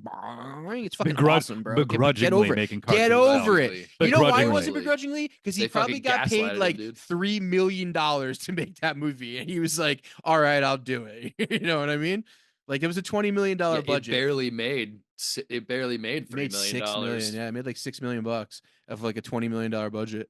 Because So they didn't release it, they'll dude. show them. They didn't release it anywhere, bro. They didn't. They pulled it out of theaters because they didn't fucking release it anywhere because they didn't want it. They didn't want. They didn't want people to see it. Yes, but Jake, they were upset about how dark it was. Like just like you are. I wouldn't just recommend like it either. Your delicate little flower self is so upset that you hate this movie and all the characters are dimensional because they're all shitty, and you hate that there's no fucking happy tale ending, and you hate it. I Jake. like the ending. The ending. I never said anything about the ending. Fuck out of here. So don't put words in my mouth. Don't assume what I like when I don't like. Because I actually, other than the fact that it was way long and drawn out, 30 theaters. That's not a small amount of theaters. I did not think it was long and drawn out. Yeah, but Anthony, they didn't have a second weekend. That's what I'm saying. Like after that, they pulled it. It was gone. They didn't show it anywhere. The only reason why this movie even lived on and made any money is because of DVD sales. Yeah, I believe that. That's 100% the only reason. Everybody lost on this movie. Everybody. Yeah. Everybody lost on this movie. Everybody. Even no matter what. I can't deny that. Like this movie was a shot in the like they went for broke and they went broke. That's what happened. I'm not gonna deny that. Oh man, I wish that fit in the haiku. But honestly, though, I guarantee you ask like besides J-Lo, if you ask Nick Nolte, you ask Billy Bob Thornton, you asked fucking Joaquin Phoenix, you'd be like, yeah, that movie was fucking awesome to make. Like I loved making that movie. It was fun as fuck. You know what I mean? And they got to do something weird. I made a short as an film. actor. I made a short film in that fun. town, and it wasn't cool. Yeah, this movie was actually remade in India, by the way. I know. And I saw that. Yeah, I want to see it. Was that the same movie? Because I kept seeing that it was like a movie called U-Turn. Is that actually the same movie? No, so it has a different title, but it's like based off of this movie. They changed it a little bit. I read the synopsis. They changed that they changed why he's there. It's called Musafir. Yeah. Like they changed just a little bit of why he's there. That's it. But otherwise, they stuck to it. It still had the incest. Shitty Indian town. A lot of people say it's better than U-Turn. Because there was an Indian movie when I was looking for like clips or fucking reviews or whatever about this movie. Yeah. I kept coming across an Indian movie called U-Turn that was came out like a couple years ago. I didn't never heard of that. So it's like every other video I watched on this movie was like an Indian dude popped up or starts giving commentary. I'm like, oh fuck, that's the wrong movie. Interesting. Yeah, so it's kind of funny that I kept running into 2019 Sinhala film U-Turn was in theaters. There it is. A remake of 2016. Wait, so they remade it? Name. There's and like then they remade it versions. Again? There's 3 Indian versions. I don't know if that was the same as this story or not. I don't know if there was I didn't think there was a connection, but I don't know. I didn't stay to find out what the Indian U-turns were about. I just assumed not because U-turn is sort of a common phrase. Yeah. All right. So he lost all his money. He lost all his money. Now he goes back to Daryl. Goes to Daryl and says, "Yo, I don't have any money, but as soon as I get to the next town, I'll wire you the $150." He's like, "Well, it's 200." And he's like, "What do you mean it's 200?" He's like, "Oh, I got to doing some shit," and all the while, like he's telling him this in like is the worst way. Taken apart. Yeah, the engine of his car, the hood is off of his car, completely taken apart. Yeah. It's now he has like 200, which he doesn't have. So he's got so he just starts calling people, and this is where we really find out how big of a scumbag he is. He's like, "Mom, I need $150." She's like, "You're dead." He's like, "I'm not dead." He's like, "You're out of me." And then he's like, "Christy, I need from Goonies." And he's like, "Christy, I need money." And she's like, "Who is this?" He's like, "It's Danny." He's like, "You stole my CDs, Danny." He's like, "You stole your fucking CDs." And boop, so he's up the phone. Yeah, everybody hates him. No one likes him. He's then a he scumbag. Calls homeboy that cut his fingers off. Oh yeah, so this is the guy he owes the money to. Yeah, this idiot. Dude, that is to me. You may call him an idiot, but like, think about it. Like, he was so desperate that like he called the guy that he shouldn't call. That's amazing. And the way that they shot that, I love the way they shot that with like showing that like he was this crazy Russian gangster who had like someone was delivering him a steak and he had like a crazy hot him woman. Food? No, they were cutting his steak, like, putting his food. He had like a henchman like number 2 like handing him things and like answering his phones. Like I love that. That was so like that would have been like in a Looney Tunes cartoon of like the bad guy was in that situation. So which we're is watching amazing. Maniacs right now. Yeah, I guess in that sense, sure. Yeah, I thought it was awesome. And then it does this is okay. And then it does the split screen, and it goes to show that the reason why this guy's got no fingers is because he owes this gangster $30,000, and he hasn't been able to pay him. And you find out that he was on his way to pay him when he stopped in this small town and his car broke down. So that's why he's here. And then this guy tells him like, "Yo, basically, I'm going to take all your other fingers and I want my money by tomorrow. And he sends one of his henchmen and he hangs up the phone. And it's when you're like, oh, fuck. The flashbacks to that scene were pretty fucking cool, too. Like when he showed his fingers getting cut off. Like, I love that. I thought those were the most unnecessary scenes ever. When he's in the shower. this movie's unnecessary, Anthony. That's like, true. 100%, dude. Definitely shouldn't even exist. I agree. No, I love that it exists. I love that it exists. I love that, and I love that you hate that it exists. This movie exists because you hate it exists. You know what I mean? That's why it's so great. Anyway, so, what did we just talk about? So he can't get. I don't know. We're still in like the third scene of the movie. We're going through it. Now he goes to Jake and he's like, all right, I'm going to take Jake up on the offer. Yes. He tells him I want 20 grand. He's like, you don't got 20 grand, I got 10. And because this guy's such a scumbag, he's about to kill his chick for 10 grand. So he says, he goes, I want 13 or I'm not going to kill your wife. Yeah. So he asks for 13. And he gives him 13. And then he says, well, how am I going to do it? This is the kind of a flash forward / like memory / like actually happening. He's like, well, you could just take her out on a Jeep ride into the hills and you could push her off the fucking mountain. I think we come to learn that's kind of what he did to the mom. Yeah. So we see them, and this is where we get the iconic sign. I don't know where she slips, and he could have just let it go and gotten the money. But instead they fuck, and then he jerks off. This movie would have been over, and it would have been great. Yeah. And then he just gets his money and he leaves. But he still doesn't have the 30,000. Was it 30 or 13? Because he asked for 13. So I know, but that was the confusing part for me. I was gonna say that like he needed 30, but he thought it was 13. And then he said 13, and I was questioning myself of like, did I mishear earlier? Did he say 30 or did he say 13? Is this one of those? He owes the guy 30, but he's been only paying him 13. I guess he could give him 13 and hope that he doesn't kill him. Well, he said he could sell his car, and then the next scene when we see Daryl, we see that the 64.5 Mustang is worth about 16. Yeah, because he has that. So then there you go, which I thought was hilarious. So 16 plus 13. Shit, that's 29. So he'd be all right. 29, yeah. Yeah, so he'd be close. All right. So so he's good. All right, fine. Yeah, math checks out. Yeah. Fuck, this script is great. Jake, this is the thing. I get why you don't like this, but the script isn't that bad. Like, it's for what it is. The way it's just not deep. It's just you hate it because there's no point. You hate it because there's no point. Absolutely, you hate it because there's no point. Well, the point at the very end, the last line of the movie, which we'll get there. I think that's the point, and I agree. Which is what? Later, fuck Arizona. Fuck Arizona. No, I agree with all because I hate the fucking desert. And I've been to that fucking shithole, and I Shout out to our fans in Arizona. That's the only way I guess I could sympathize with this character because it's hot. Fuck fucking hot. And she's right. If that car broke down just outside of town, he would have fucking died. And fuck that place for that. Because just having to walk a few miles in Arizona, you could die, and that's fucking wild. Go on. Yeah, I was just gonna. He walks everywhere. He walks everywhere in this states movie. Here. Okay, so right here, he ends up fucking J-Lo, and then he tells her like, "Yo, he was gonna kill you. He paid me to kill you." And she's like, "Well, he's got like 200." He does not. He does not tell her that. She doesn't. Nope. She guesses it. Nobody. She never knows. She's never told. She just says something to him. She says, "Listen, I've been being raped by this guy my whole life. We need to get the fuck out of here." And Take he's his like, money. "Well, I ain't got no money.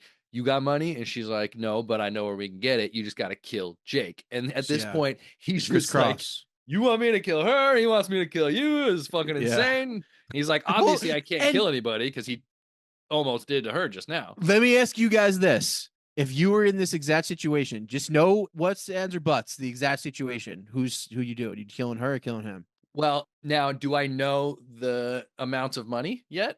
On both sides? You think? Oh, I guess you're right. You're getting 13 from him, but she's saying more. She's saying like 100. So I guess you go with the money, right? Dumb question. I would have already let that bitch go in the scene before. Yeah, probably. If I didn't know, that situation wouldn't have been real. If I didn't know that there was the other option, then you would have taken a 13, which he didn't. Which he should have just dropped her ass off, gotten enough money to get the fuck out of there and bounced, and none of this would have happened.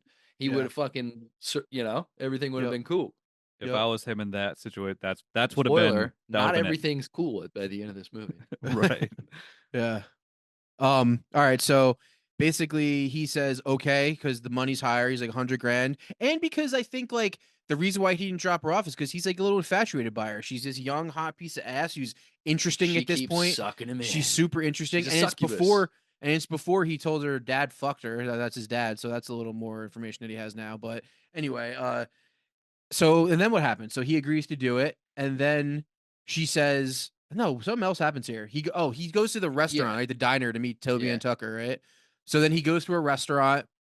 This is basically just a scene to show more of the town, show that Powers Boothe is still kind of after him. And then it shows Claire Danes and Joaquin Phoenix as Toby and Tucker and the other I can't forget her. Don't remember her name, but he's like a cool kid in town who's like just like not a cool kid, but is the coolest kid in town. And he's like got the you know who I am. I'm Toby and Tucker. People call me TNT. You know why? He goes, because they're not very creative. Yeah. And then he goes, funny. No, because when I snap, it's like dynamite. And somebody gets hurt. I mean, this guy was hilarious. Oh, he's amazing. Toby and Tuck. The way he says, dude, give Joaquin Phoenix a pile of shit, and he's gonna act the shit out of it, dude. Toby and Tucker. I also did read or hear Oliver Stone say that the TNT in the back of his head was Joaquin Phoenix's doing, which I didn't notice until they fought at the end. I didn't see it in. Do you see it when he pointed it in the restaurant? He points out to it. Yeah, it's hilarious. Oh, yeah, it's Toby. He goes Toby and Tucker. Points to it. They call me straight TNT. out of Hocus Pocus, dude. Is they say that Hocus Pocus? Yeah, he goes, my name's. He goes, this is Ernie, and then he goes, yo, they don't call me Ernie anymore. They call me Ice. He goes, oh yeah. He goes, this is Ice. Ice turns around. He's got ice in the back of his head. Oh shit. Okay. Shout out to Ice. What year was that? 1997, I believe. Damn. So I wonder if Joaquin Phoenix saw Hocus Pocus and was like, oh, I got to do that. I believe it is 1997. Hold on. Or was this made? Which one was released first? See which one was released first. They both came out in October. No, Hocus Pocus, 1993. Okay, so Joaquin Phoenix probably watched Hocus Pocus and was like, "I'm doing that for Ice." This whole movie's a fucking Hocus Pocus. Shout out to Joaquin Phoenix for shouting out Hocus Pocus. Because just think, Joaquin Phoenix would have been the age to watch Hocus Pocus when it came out. I'll take it as more of an homage. He probably thought that's what a cool guy does in a town. Because that's what Ice was. Ice was that guy. Dude, that's hilarious. That's hilarious. The guys that makes me like it even more. Yeah. All right, so he meets Toby and Tucker and his girl. Basically, she's just this like little hottie who's trying to make her boyfriend jealous, and her boyfriend is just this machismo asshole who gets jealous. Fucks with Sean Penn. Powers Boothe walks in and is like, takes another quarter from him. Yeah. He basically Powers Boothe's like, yo, Toby and Tucker, calm the fuck down, dude. And then they just start arguing. He's like, I'm not hitting on your girl. And he's like, he's just being machismo. And he was like, I need to take you out to fight. Me and Toby need to fight. Yeah. And then that's when you saying like, you guys are gonna fight over me or whatever. And it just cuts to Jenny smiling, just infatuated with the fact that two dudes are about to fight over her. But also I feel like she wants to get the fuck out of here too. I feel like she does. In J-Lo's character or in J-Lo. Oh, they're the same character. That's what I'm saying. Psychos. They're all the same thing. Yes, but Jake, they're the same character because of the town. The town is what creates these characters. I get that. Yeah, and I think Claire Danes is just a side character of Toby. Yeah, these are all side characters. Because they're all like most side characters. I think she acts better than J-Lo, but whatever. Yeah, I think she was great at it. I thought she was awesome. The way she like skips up, like that was amazing. Come on, that was amazing. It was just so over the top. Yes, but that's the point, Jake. That's the point. It's the fucking point. Give me Zombievers, dude. Fuck this movie. So basically, right here, he leaves, tries to steal money out of the register. The cat that he kicks earlier in the scene prevents him from doing it, which is hilarious. Rude. The cat fucking is like, fuck you, which I love. That's just funny. Just so unnecessary, but funny. Everything's thwarted for this guy. Yeah, everything is thwarted. Fucking cat thwarts him. This movie is a nightmare. I swear to God, I've had nightmares like this where I'm literally trying to get the fuck out of somewhere and I can't either find my car or I can't get to my car. I've literally had these nightmares, and I think it plays out like a nightmare, and I think it kind of on purpose plays out like a nightmare. Like a hallucinogenic nightmare. Yeah, definitely. So, what happens next? We're getting close to the end. Let's just get there. She hires him. So yeah, I think I don't think there's she He does he tries. go does he There's get a like he ticket? buys a train ticket. He gets beat up by Toby and Tucker. Yep.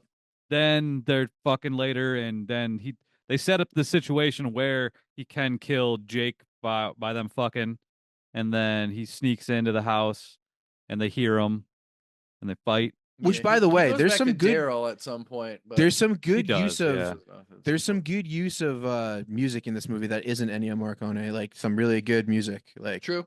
They I will had say that Ween in the very beginning. That I kind will of made say me that that made me excited. Ween, you guys like Ween? yeah, I heard of them. I don't know But who some Ween classic is. shit that they used in really great situations, like this scene when he's walking to kill homeboy. Well, she's fucking great when he's fucking Grace. Like it's some really good. I think it's like some jazz music, and it was just like, damn, like it's a really well known song. It was really fucking well done. Like moonlight with like the shadows of the fucking palm trees, just all look all sharp and shit. It was cool as fuck. It was Piss Up a Rope by Ween. I think Daryl was listening to Ween. I think that's what it was. Nice. Nice. Anyway, Shout out yeah. to So he Daryl. gets there. He gets there. Basically, this is where you see like Nick Nolte's character go crazy. He tries to kill him, and Nick Nolte overpowers him, and he's in the middle of fucking her, Nick Nolte and pulls she's his gun out. Yeah. well. Also, like this is the scene where you see the incest happening because, like, I don't know why I laughed at that, but it's gross. But like, you see him banging J Lo. That's what he's Yeah. doing when fucking what's his name Totally comes in. unnecessary. I think the Definitely only unnecessary. maybe the only reason is because she mentions the whole like his keys hits me while he's banging me. And Yeah. then Yeah. we see that and we see the key. They keep going back to the key. We see the key a bunch of times. Mm-hmm. We even see it before we know what it is when he's talking to him in the beginning. Yeah.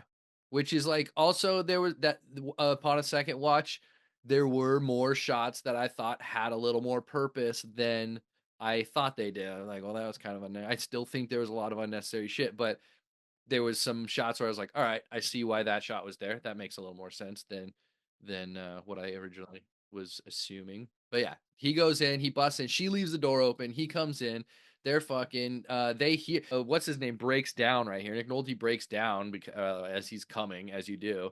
And Because he sees his dead wife. yeah, he like oh yeah, he sees like a flash of his wife as her because obviously this haunts him, you know. Everybody has demons.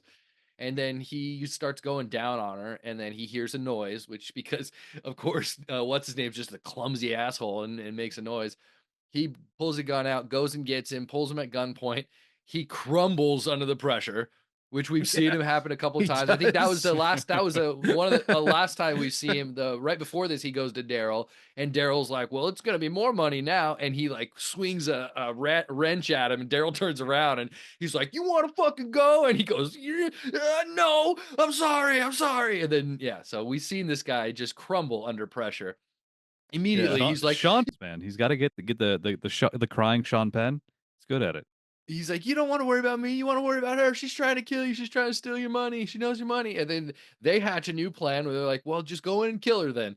And so so now he's back. So he's going to kill her. Now he's going to kill him. Now he's going back to kill her. But in some kind of weird, quick planning, they make a plan inside where she acts like she kills him so that when when Nick Nolte comes in, he gets up and fucking kills Nick Nolte with her fucking tomahawk because we really got to push the fact that she's a goddamn native.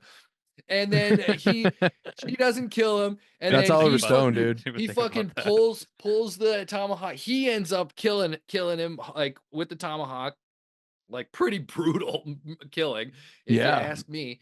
And then they bang, so and then they watch. fuck right next to him. She goes, and I knew exactly what she was gonna say. Like, should we do this? I knew she was gonna be like, let him watch. Stupid.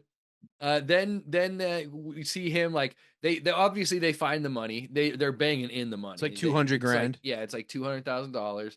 They pack it. She packs it up. He goes somewhere, steals the key. Like that whole thing. Yeah, he goes to get his car back using the money that some of the money that's got. right. He pulls off the best. This is one of the best. He pulls off the starter from her Jeep or the battery from her Jeep so that she can't leave. And then he goes back to Billy Bob, and he sees that he's playing Twister in his tidy whities and a parka. Oh my god! Is he watching porn? I think he's listening to porn. Yeah, there's nothing on his TV. He was listening to porn. Just spinning the Twister thing. Standing, he walks in. and he gives him the money, and it's funny. He's like, I don't want your dirty money. It's like, do you care? Like, who's out here to call it dirty money? Like, we're in the middle of fucking nowhere. I just thought that was funny that he was like, I don't want that dirty money. That's fucking blood money. But eventually he takes it, gets his keys back, and goes back. They load the car up. They bounce. They're home free. And this is like toward the end of the movie. They got all the money. They're going to split it 50-50. But what we didn't talk about right here is, so we did a little bit, but we got to reiterate the fact that during this time, this last 20 minutes back and forth, J-Lo has heard the fact that Sean Penn is going to kill her if for some reasons, and then backtrack on that and do shit with her, and he knows that she would kill him, but then backtrack on not killing him just to be with him. So none of this is like, nobody trusts no one can trust each other. These people don't know each other. Everybody just wants his 200 grand. Then that's the crazy part about this movie is this whole like last 20 minutes is like, you don't know what's going to happen because at any time they're just turning on each other. I think at this point, Sean Penn means what he says. I think at this point, Sean Penn means what he says. So at like this point, it's just they're together. They're driving away. She knows a back way, which I didn't know if that meant, a back road. But so does that mean that she was? I think at this point she was with Sean Penn, because I think she had a different plan with the sheriff, with Powers Boothe. But this is the road they were going to use, though. I think this was the road they were going to use, because he said this isn't the road we're going to use. Yeah. And but so I knew that's where she'd be. I think both of them at that point were in on it with each other, though still there's zero trust, really. There's zero trust no matter what. But at this point, she immediately folded when he approached the car. Like, yes. Well, quick. She told his ass not to stop. She said, don't stop. He's going to look in the trunk. And he's like, nah, what the fuck does he care? Because he didn't know she was banging him too. And then she goes, he never made me come though. Yeah. She's like, I knew you were fucking. So she gets out, but then it's she rude gets out. To say. Like, she gets out with the money. She pulls the gun on Powers Boothe. She then shoots Powers Boothe and kills him. Well, she only kills him because actually, but boy, he's not only about to kill Sean Penn, which she's kind of okay with, but he starts talking shit about her mom, and she's like, this bitch is just like her mom, a cold-blooded slut bitch who deserves to die. And then she shoots him. That's what she says. Are those your words? No, that's what he says, basically. Like, that's the words that he uses, to which makes me think at the same time, like, what if Powers Boothe was also banging her mom on the side, too? Like, he was banging her on the side. Probably. You know what I mean? I wouldn't be surprised. Do you remember the scene when they're fucking by the cliffside? Yeah. There was a moment where he says something about Daryl, and she goes, well, Daryl and Jake, and then he cuts her off, and they never go back to that. You guys remember that at all? No, but I believe really noticed that. He says something about Daryl, and then she goes, well, Daryl and Jake, and then he goes, actually, and cuts her off, and we never. So maybe Jake is like, yo, we got to keep this guy here to do the bidding, so fuck with his car. Or maybe she was about to say Daryl and Jake sold Daryl the gun. Maybe that was too. That no, too. Because either one. Where'd you get that at the end? He could have been progressing it with the car situation. None of it fucking matters in this movie. Matter. So she, they were just killed gay. her. They killed they killed the sheriff. She's like, quit being a bitch. Let's put him in the trunk. So now they got two bodies that they got to get rid of. Midday, they go to no problem. Cliffside, and they just start tossing bodies over the side. As one would do. They'll get eaten up. It's the desert. And then she has his gun. So he's like, she's like, are you scared that I'm going to fucking kill you? And he's like, well, yeah, kind of. And then he ends up like just punching her and taking the gun. And then she ends up pushing him off the cliff, but he had the keys in his pocket. So now she's got to be like, I'm sorry. Yo, by the way, he got it bad when he fell off that fucking cliff. He looked like it, yeah. He's fucked up. He's got his face is all busted open, and like when you realize that he's calling her down there, and they go to a really tight of his face and they show an evil and vindictive of the look he's giving. He's like, I'm gonna fucking kill this bitch. 100%. That what would you do at that point? You're like, if I could get her within arm's reach, she done. Well, the stupid thing is he looks at the gun and then leaves it, or I mean, it seems like he looks at the gun. And then that I think he just didn't get there in time. I guess, but like And then she takes the gun, she shoots him, but he strangles her to death. Well, he's strangling her and then she shoots him as he's strangling her, but she still gets killed. Yeah, he finishes the job on her. She dies. There's 3 bodies down there. Great shot too. It's a shot of the reflection in her eye of him like strangling her when she dies. It's pretty wild. Yeah, classic. Tarantino did that. Later. I'm not saying it before. Relax, dude. I don't mean to trigger you. He crawls his ass back up to his car and gets in his car. He looks in the mirror, and like you said, he's all fucked, no teeth, no fingers, fucked all up. fucked up. He looked like he got in a fight. He looked like he just got in a fight with Mike Tyson and got his ass kicked. Let's be honest. If he didn't get to a hospital within 10 minutes, he's dead no matter what. He's done. Yeah, he's done. He looks in the mirror, says, "You're still lucky." Starts his car. His fucking radiator pipe explodes because Daryl's just the best mechanic ever. And he dies in his car. Everybody dies. He says fucking Arizona, right? He yells fuck Arizona, and then they just kind of pan out and it's a helicopter shot. Pretty epic. He's probably gonna die out here. Him revealing over and then seeing all the bodies.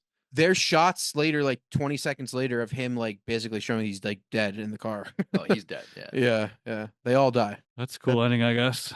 You want to know what Leonard Maltin said? Oh yeah, I definitely do. I read what Siskel said, and it's pretty brutal. Yeah. Wait. Leonard Maltin says, you know what you're in for when an animal is killed during the opening credits, and it only gets worse. A sturdy cast does its best with this predictable, savagely unpleasant pulp nonsense. Sure. I'm not saying it's not pulp nonsense, but I still don't think it's bad. That's all true. Yeah, that's all. It's savagely unpleasant, would you say? Sure, definitely. Purposely. Purposely unpleasant. At times, yeah. But he says that in a negative way. Even Bill Paxton didn't want to make this movie. Well, we did it. Paxton's like a stand-up guy, though. Yeah. Do the ratings. Do the rating deal. Break it down. The ratings. This is a long podcast. I think I have my feelings. Jake, let's do. We started pretty late. Let's do yours first. Acting. Acting. This is probably one of the only strong categories of this movie, and I'll give it a 7. Nice. 7 for acting. Plot. Oh wait, are we doing it all at the same time? I think we should. I think we should all. Yeah, let's all do the one at a time. All right, cool. I gave it a 9.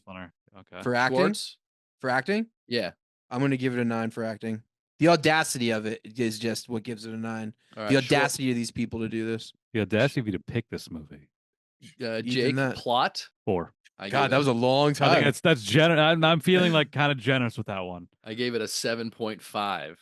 Yeah, I'm going to go 7. Cinematography. Go ahead, Jake. Oh, sorry. 3. And it would be it would be a 2 if it wasn't Robert Richardson. And that's what I think. I gave it a 6, and I'm giving it a 6 for old Robbie Richardson's efforts. I think he probably quit after this, but I'll give it a 7. 7. Sound. This is sound, music, score. So Morricone and all of it. This is tricky. Overall, I'll just give it a 5. Clean middle. I think Morricone was like kind of ridiculous. Like the sound design was fine. And they had a Ween song, so the Ween song gives it a point. So there we go. I also gave it a 5. Yeah. I'm going to go 7. I think it deserves a 5 because it had somebody doing, again, their best efforts. Right. A legend. He's great. His best efforts. Morricone's fucking. Wait, hold on. What'd you think about? I'll just say it felt like a bad Morricone parody. Yeah. And then I realized it was him. I'm like, what the fuck? It was like mind blowing. Sorry, directing. What's the other part of directing? Isn't there like more to it, or is it just directing? I think it's directing/editing, which can go pretty well together here. 2. Jake, I also gave it a 2. That was bad. I'm gonna go 8. Yucky. I also gave it a 2. I think that was the least. Can I change my cinematography to 8 as well? Sure. Thank you.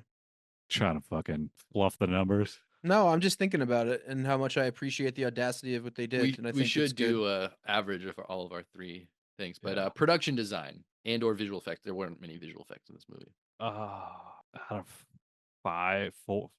4.5. 4.5. All right, I gave it a 6.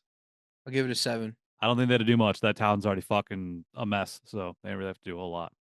Originality. 2. Well, it's also creativity. You think that helps? Oh, 2. I'll give it a 5. I'm gonna say this is a hard one because it's basically just remaking old noir, but it is doing it in a modern setting with different. The way the world is different, so it can get away with more and be a little bit more in your face. So it's like it's taking something and kind of making it a little bit of your own in a weird way. I'm gonna go 7. All right. I'd like to change mine to a 1.5. Copy. Jake lacks originality and imagination. We all know this. I'd give Jake a 1.5 for that as well. There's no scores for each other. More Let's not be appreciate rude. But I'm scoring him. I'll give Schwartz a 4. And again, that's why Jake I'm is a giving phony. you both a 10. Pacing. Thanks. Pacing. Is that the only? That's what I have written down here, Jake. You want to make up your own? You make up your own. No, it's fine. I'm just checking. Sometimes you say pacing. I was trying to expedite this whole thing. I was trying to make it a little quicker, a little less boring. Yeah. But pacing, how did how we could do that? To be honest with you, we should all just have it before we do it. That's what we should do. Which is what I did. Yeah, let's just do that from now on. Yeah, yeah. Okay, 4 for pacing. And I could also cut this part out, and we can just go to the end. Yeah, you would maybe do that then. Yeah. I gave pacing a 6. Pacing, how overall flow, I think, is what it said before. 4. 4. I gave it a 6. I'll go 8. I also was trying to think of questions instead of like straight up, like, were you ever bored? The next one is also one I want to talk about. I think it should be, do you like it? And it's a yes or a no. It's a 1 or a 10. Do you like it? What was it originally? Let's see. Emotional impact and resonance, you know? I don't want to sound so gay. I think that's a better question. Do you like it though? Because it could just because you could have a movie that has emotional impact that doesn't have resonance or vice versa. But that's why important. I think if we say, do you like it? It should just be a yes or a no, which means a 1 or a 10, which affects the score quite a bit. Is that also like the cultural impact or something? Or is the next one? The next one's cultural. Gotcha. Wait, time out though. So you're saying you want to get rid of that and just ask, do you like it? That's what you're saying? Oh, you're saying I was saying the opposite. I like what you got. Wait, what? I'm confused. Emotions. Let's talk about our emotions. Yeah, no, I like the original one better. You like the emotional impact? Yeah. I like that way better. I like that way better. I think that's an important part of a movie. Yeah, definitely. And I think this one had 1.5. I think for me, it's whether that means did I like the movie. Okay. Yeah. Sure. But also, like, I could see why because you think that. Think about this. Like, you could hate this movie like Jake did, but you could also be like, damn. Yeah, but Jake had a heavy emotional impact on this movie, and he's giving it a 1.5. So that's why I'm saying that it should just be, do you like it? Because even though he had a drastic emotional impact, obviously he's not giving the points for it. He's saying he didn't like it. Yeah, because it could be bad or good. I get what you're saying. Sure. But those could also be 2 different questions, I guess. Yeah, and I could have mixed opinions in that. Yeah, that could. Either way. So there's a lot to that for sure. Keep it. Yeah. So emotional impact and whatever. I'm gonna go 7. I think it touched on some pretty Jake, dark and weird shit. A 1.5. I'll give it a 2. What'd you give it? I'm going with what I'm saying, with is whether what that question is. Yes or no? Do I like it? And I'm giving it a 10. I fucking like this movie. Okay. Whoa. Okay. Cultural or societal relevance? We'll see. Sorry, Jake goes first. Go ahead. 4. He tried to say something, but I don't think he really said anything. Oh yeah, I'm going 1.5 on that one. I think. Wait, what was the word you used again? Cultural or societal relevance. I think because cultural or society. I think because it's so shunned that it's gonna. I think it's already gaining cult status, and it will even more now. Honestly, I think you're releasing on Prime is huge because the way there's gonna be a lot of people are gonna see it now because people surf to look for movies, and they're gonna be like, oh, look at this cast, look at Oliver Stone, and like. Yeah. So a lot of people are going to watch this, and I think it's going to gain a lot of things. So I do think that when it came out, did it make an impact culturally? Not in any way, but I think I keep saying the sheer audacity, but like people like films that are like made to shock and awe and be not normal, and not everyone does, but certain people do. So I do think that this does have a little bit of that relevance to it. So I'll give it a 5.5. 5.5. Yeah. That brings our total scores for Jake, a 3.7 on the low end. We have Schwartz, 7.3 on the high end. And I gave it a 5.8. Opposite scores. It's kind of funny. 5.8. Yeah. That's probably right in the middle. What is it on IMDb? Honestly, we often are pretty close. If we average our scores, we're often pretty close to the IMDb. IMDb is 6.7. Okay, so we're not close probably on that one. I bet we're like around the what? Probably like 5 or 6. I don't know. How do you average that? Or... Add them up, divide by 3. Yeah. I mean, I know how I know how you literally get the average, but what are they again? What are the numbers? 7.6, 3 points. I'm sorry, 7.65, 3.6, and 5.8. 5.68. 59% on tomatometer. 5.7. 5.7. That sounds. That's our thing. I'll say it. I feel like that's more reflective. Into a microphone. My bad. Like that's more reflective of the Rotten Tomatoes. I believe is like 57, right? 5.7. So you average it out, you get my score. There we go. The heartbeat of America, Aslami. Oh wait, hold on. Those weren't the right scores. I changed it for my thing. I mean, that's about right though. The new score brings it to a 10, overall 10. No, because I did what I wanted you to do, and I gave Schwartz a 10, and me and Jake a 1, and me a 10 and I wanted to see what that averaged out to, which is.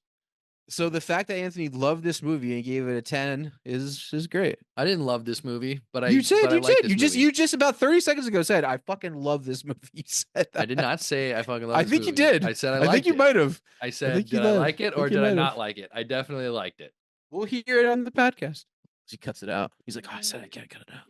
So what's your point? I don't know. Point is you like this movie. Nobody said I talked a lot of shit, but you like it. Talked a lot of shit, but you liked it. Yeah, I think this movie would have been a 10 out of 10 if it had a different director. Interesting. You ruined it. I ruined it. I think Probably Oliver fair. Stone was the weakest part of this whole thing. Damn. Like so I bet the script too. was actually good. I bet it started good and he just fucking tore it apart. And the cast probably saw the book then. Saw the actual script. Is the book any different? And they're like, "This is good." And well, yeah, he said he drastically changed the script. Thought Oliver Stone was good, and that makes sense. Huge mistakes all around. Because, like I said, I think the script was great. I don't know about the script, but I think the story's it's fun. It's a very fun thing to follow. You just hated the fact that he had weird music and weird camera angles and used all the weirdness. You hated that. That's what you hated. I thought the story was dumb too. I think that was just there was a lot of weird, unnecessary shit, which is maybe why it's great, but I don't know. Not for me. Not that part. Everything else is great. Was bad. So you hated the aesthetic, but you liked the movie. You hated the way he chose to make the movie, but you enjoyed the movie. I don't get it. Yeah. Can you have another example? Because that would help me. Can I think that it's a bad movie, but still like it? Sure. But when you say bad movie, like you think that he didn't execute the movie right, but you still like it, or you think that you just didn't like the way he executed it? Both of those things. Yeah, I think it was a poorly made. So movie. you think if the movie didn't have the editing and the cinematography like this, you would have liked it more. And the music was different. Yeah. You think you would have liked it more? I think it would have been just a better movie. I don't know if I would have liked it. Here's the thing. I don't know if I would have liked it more. I'm a little torn. It's a love-hate relationship for this. I don't know. I think it's a bad movie, but I liked it. Bad movie. Okay. I don't know. I think that's fair. I like some bad movies. I mean, but I also think technically speaking, there's nothing bad about it. Not technically in any way. I know. Oh, we've been for 2 hours and 48 minutes now. You just hate the story. No, I think the story's great. I hate everything. So you like it technically, and you like the story. No. I didn't say I liked it technically. You said you liked it technically. But like you're saying that Robert Richardson and Oliver Stone just failed at doing their job in this movie. I think Robert Richardson probably did a good job. I think Oliver Stone took all of that and then made this, and I think it could have been done better. And even differently or better? Even a DP, a great DP needs a good director. Because I don't think it was done badly. I think he did exactly. We know that. We all agree on that. You think it was done good. Can you agree? Jake hates it. Can you agree that what Oliver Stone wanted to be on the screen is on the screen? Do you agree with that? I don't know that for a fact. I don't know. I hope so, because that's what a director would want to do. I don't really think so. What do you mean you don't really think so? I think because it was such a sloppy execution, he probably didn't get exactly. There is nothing sloppy about even the execution. Listening to him talk about it, kind of proved that because he was kind of like defensive. I kind of agree and with like, that too. I was trying to go for this, and it's just kind of this. I kind of agree with that. He was such an apologist about it. Weird. It was just like, the way he talked about it was like he knows how bad it is. Kind of realize. Like, I don't think it's sloppily though. Like that every weird angle that you guys hate so much was planned, like, to do. Like they're like, we're gonna do this, we're gonna do that, like we're gonna do that, we're gonna make this like in like but that's they not weren't necessary. Sloppy. That's I think like, other movies necessary doesn't matter. Necessary doesn't matter. Sloppily isn't the word to use though. I think you guys are just haters of the aesthetic, and you can just say haters and stop your sentence. I'm no, I don't want to, because I'm there's pretty more much to a hater of the aesthetic. I'm not gonna lie. You're a hater of the aesthetic, and that, but I don't think it's fair to say it's bad. Like that's just not fair. This aesthetic is good in some scenarios, in some ways. I just don't think it was like. I just think you just didn't like it. Well. Just say you didn't like it. I didn't like it in this movie. Yeah, for this movie, it was just everything was just it was just ramped up too much. It was a lot of unnecessary things. That said, I liked it. Okay. I think the best way to describe this movie: too much. Too much. I think Oliver himself would describe it like that. Sure, but I just don't agree that it's bad. I just can't get behind that. And then he would say, "I'm sorry." No, I don't think he would say he's sorry. The bad is all opinion, Schwartz. That's the way we do the podcast. Yeah. Well, tune in next week. Would you recommend this movie? I have a great recommendation about this movie. So, 2018-ish, 2017-ish, on the road, Floribama, me, Joel, and BA are a crew. I have my laptop with me. BA says, "Yo, Schwartz, let's watch a movie on your laptop." The only movie I had on my laptop, U-Turn. We watch it. End of the movie. He's got his headphones on. I got my headphones on. We're watching it. We're in a minivan watching it on the way to somewhere. At the end of the movie, I was like, "Yo, what'd you think?" He goes, "Can't believe I just watched that movie." He's like, "I can't believe that you would show me this movie after me." He's like, the fact that me asking you for a movie recommendation, the fact that you would recommend this to me is insane to me. And I thought to myself, that's awesome. I love that. I'm glad that he would have never watched this before, but he got to watch it and experience it. But he did not enjoy it. No, he said that it's not that he didn't enjoy it. He said he just never would have watched it on his own. He said it was fucked up and crazy, and he laughed out loud a few times and shit like that. But he's like, I would have never, ever watched this movie if I wasn't like in this situation. It doesn't sound like he was thanking you, though. I mean, thanking me or not, he got to experience it, and I'm happy about it. Just like I'm happy that Jake got to watch it. Thank God we're still recording for that story.